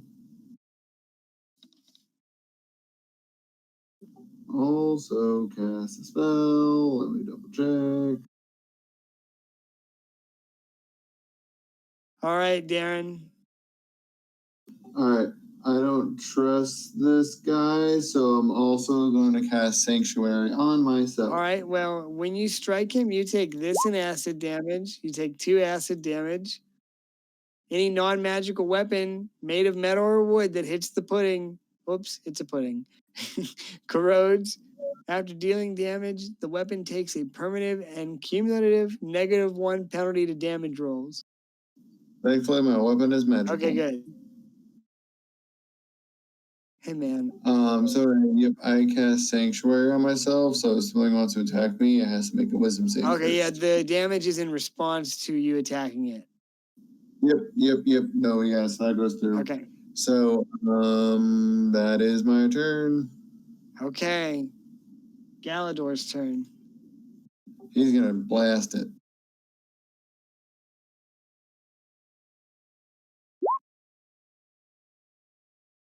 Three hits. Is this force damage? Yep.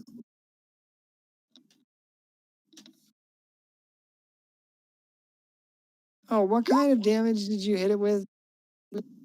I hit it with bludgeoning as well as thunder. Interesting. Okay. Here, let me check that. I might be lating. Oh, yep, it's thunder. Okay. Big difference. Damn, 34. Okay. Anything else for Galador? Nope. All right. Well, it's the pudding's turn and it wants to attack you, so it's gonna make a wisdom save. 13. Fail. What? That's a fail. So what happened? So on a failed save, it has to choose a new target or just loses the attack or spell.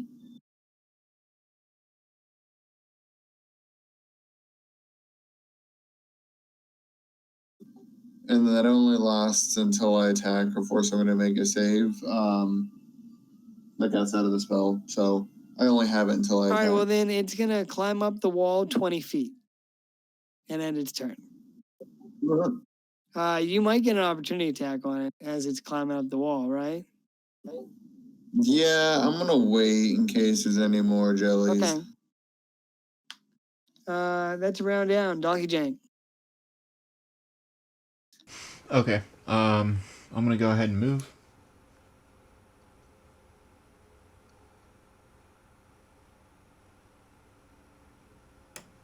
I'm gonna go ahead and launch another volley of javelins at the pudding.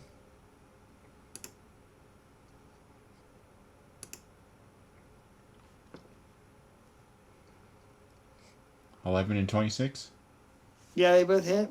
Oh, okay. Doesn't the one always miss? Yeah, the one would miss. Yeah. All right. So yeah, the 26 hits. 10 damage. And Nice. I'm gonna move back. And that's gonna end my turn.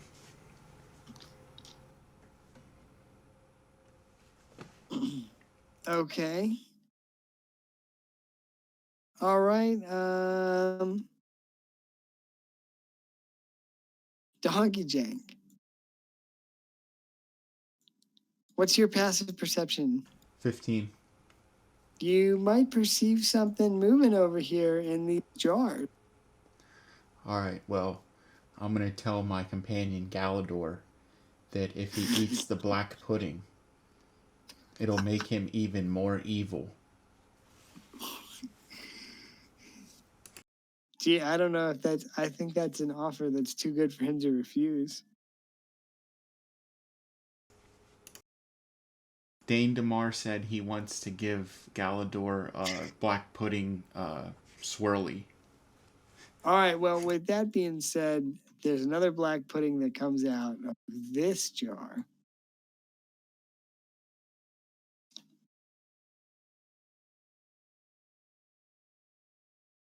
And he can move 20 feet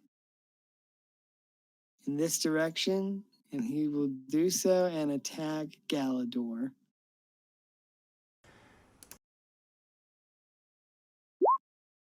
$13. Yes. So fucking lame. Because the black pudding decided to attack Galador, within 5 feet and not be me, I'm going to use a reaction to attack him. Okay.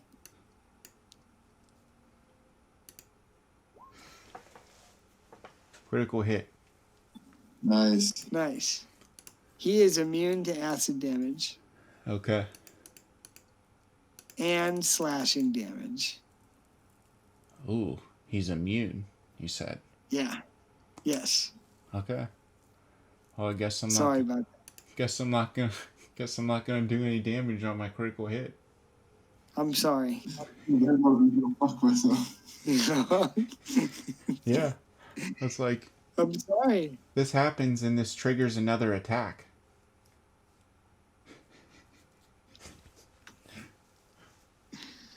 It's not my fault.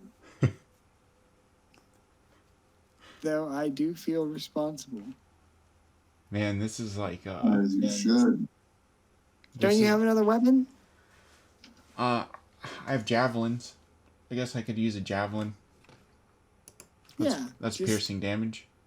Yeah. I'll just use it as a melee weapon. So Yeah. that's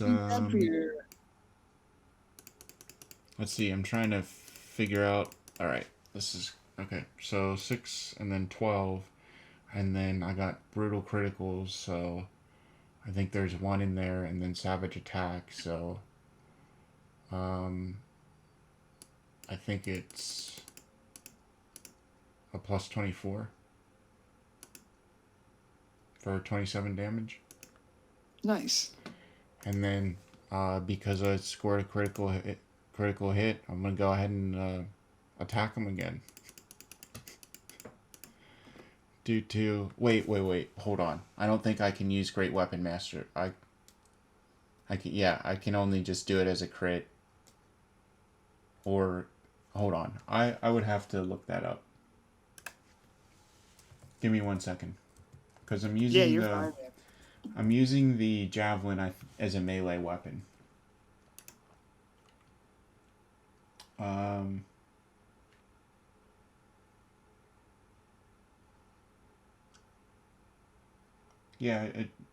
Yeah, okay. You can make a melee weapon attack as a bonus action. Okay, so yeah, I guess that makes sense, and I guess I can go ahead with the other attack. Do it. 17? 17 is a hit. Their armor class is real low. Okay. So d6 plus 5 for 8. Nice. For 8 with the poke. Poked him. Poked him with the dongster.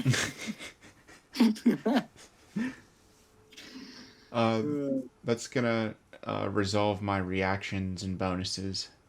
Okay. All right. Well, it is it. I forget. It was your turn, and then this ooze came and attacked. So it would be Agris's turn now. All right. I am going to use Toll the Dead on this guy, so he has to make a wisdom save. All right. Well, he's not very wise at all. Damn straight. Fail.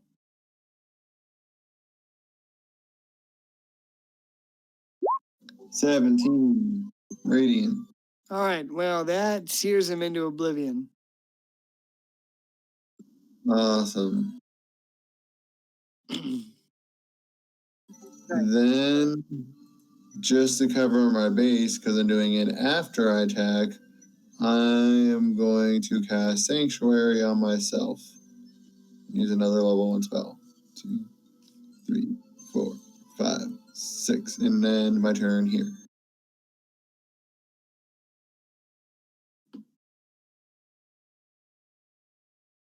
Okay.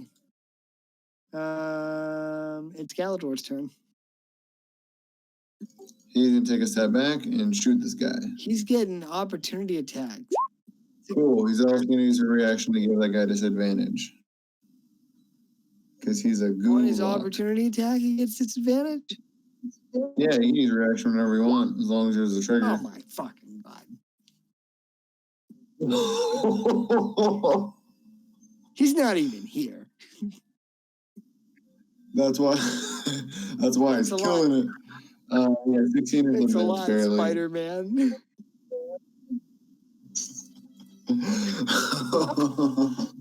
Oh shit.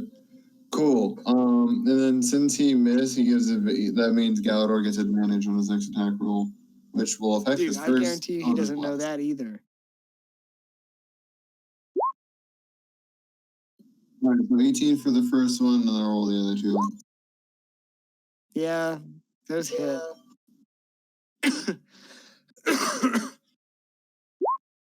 You sound so disappointed. I'm a little disappointed, but I was glad that you got hit in the face with the black pudding. Nah, that's okay. That's what he rolled last time, 34 damage. Nice. Okay, well that's a big hit on the pudding. After Galador, it would be the pudding's turn. Donkey Jank, prepare yourself. Oh wait, does he still have disadvantage? Nope, it's only when he's attacking Galador. For that 15 turn. versus armor class. Miss. Damn it.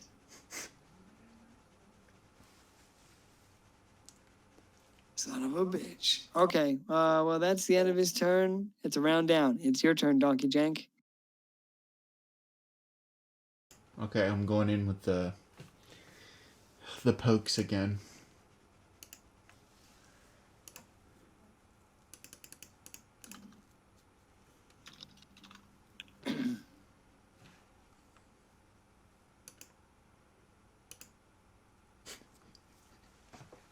Hit.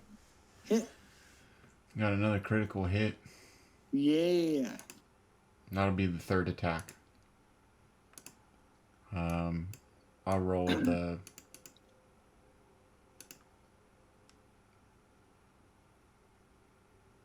Here's the 2. And then here's the crit. I think it was, what, plus 24? Yep. For 28. 42 damage. Yep. Kills it.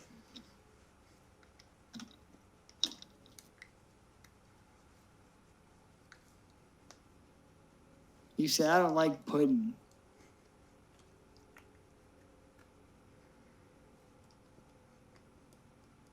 All right, so it's 750 per player. But at what cost? What did it cost you, Agrius? I don't want to talk Really? about it. Just kidding. It's really bad, but glad it wasn't worse. What happened? My AC is brought down to 22. Yeah. That too. My shadow fall gold. Oh man. Hey man, you looked in the jar. I did look in the jar. It could have been worse. You could have went through a portal and became a woman. Yeah, or worse, lawful good. Yeah, yeah. But I'd like to argue the character, if it was lawful good, would not try to get evil again if they were good. But Hey man. oh well, he's dead now. I don't think he was that evil, honestly, compared to Galador.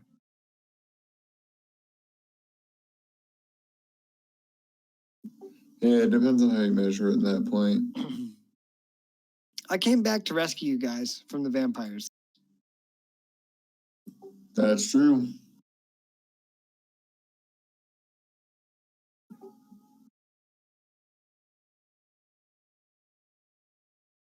Okay, the hallway continues westward.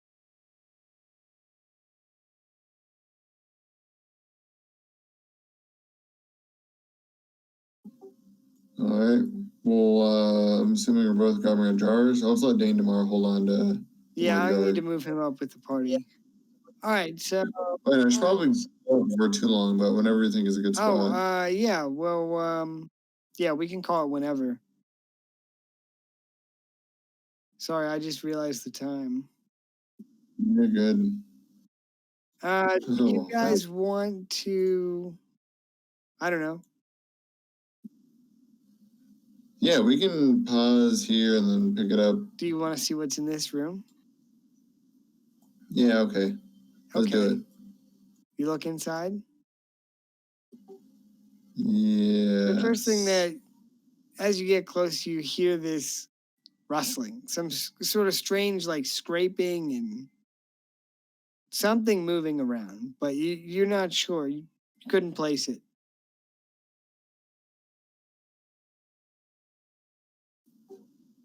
Okay, I will really peek my head around the corner. In this room, to your horror, the room is filled with zombies on stakes. From floor to ceiling, there are stakes where zombies have been impaled on a spear. Are they dragonborn? It's difficult to tell at this point in the decomposition process, but yeah, they certainly look like they could be dragonborn. This thing.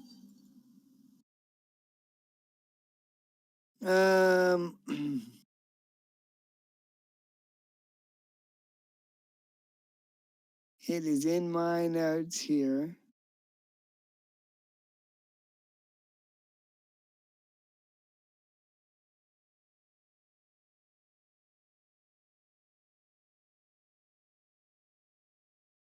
Oh, it's a crystal that is suspended from the roof. Interesting. Is it glowing? Hold on, let me look at what I wrote for my note here.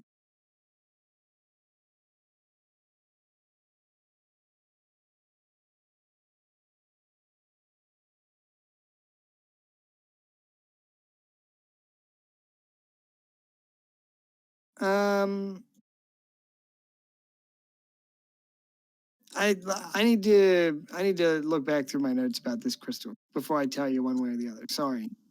I'm sorry. I have something written down here, but not the whole conditional thing. So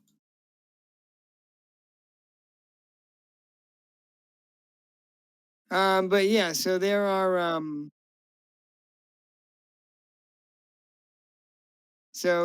these zombies impaled on spears, and in this room, these are pillars.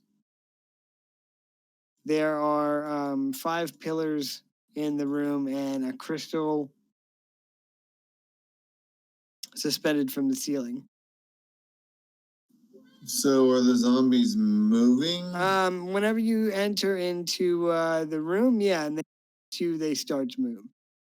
Wait, you said they're rustling. Okay. Yeah, they can't move anywhere because they're impaled, but yeah, they start moving their limbs, you know. Excellent. So yeah, I believe this gem is glowing. I just need to double check in my notes. But yeah, zombies surround the room. There's 5 pillars. And this might be a good point to call it for next week or later this week or whatever works for you guys. Sounds good, Bubby. What do you think of the dungeon so far? It's pretty interesting.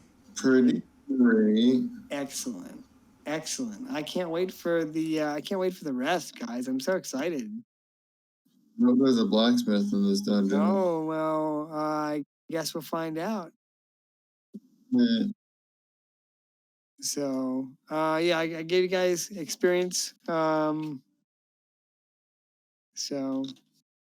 kind of a bummer we didn't get a Total Man with us. Yeah, or Galador for that matter. Yeah, but I think he's definitely intrigued by the fact that you stole the Lord Aminosh's bones and his headdress. Oh yeah. So I guess we'll see what happens. Oh man. So, but yeah, I thought it was a good session, fellas. I hope you guys had a good time with it. I would honestly play later, but I know it is quite late.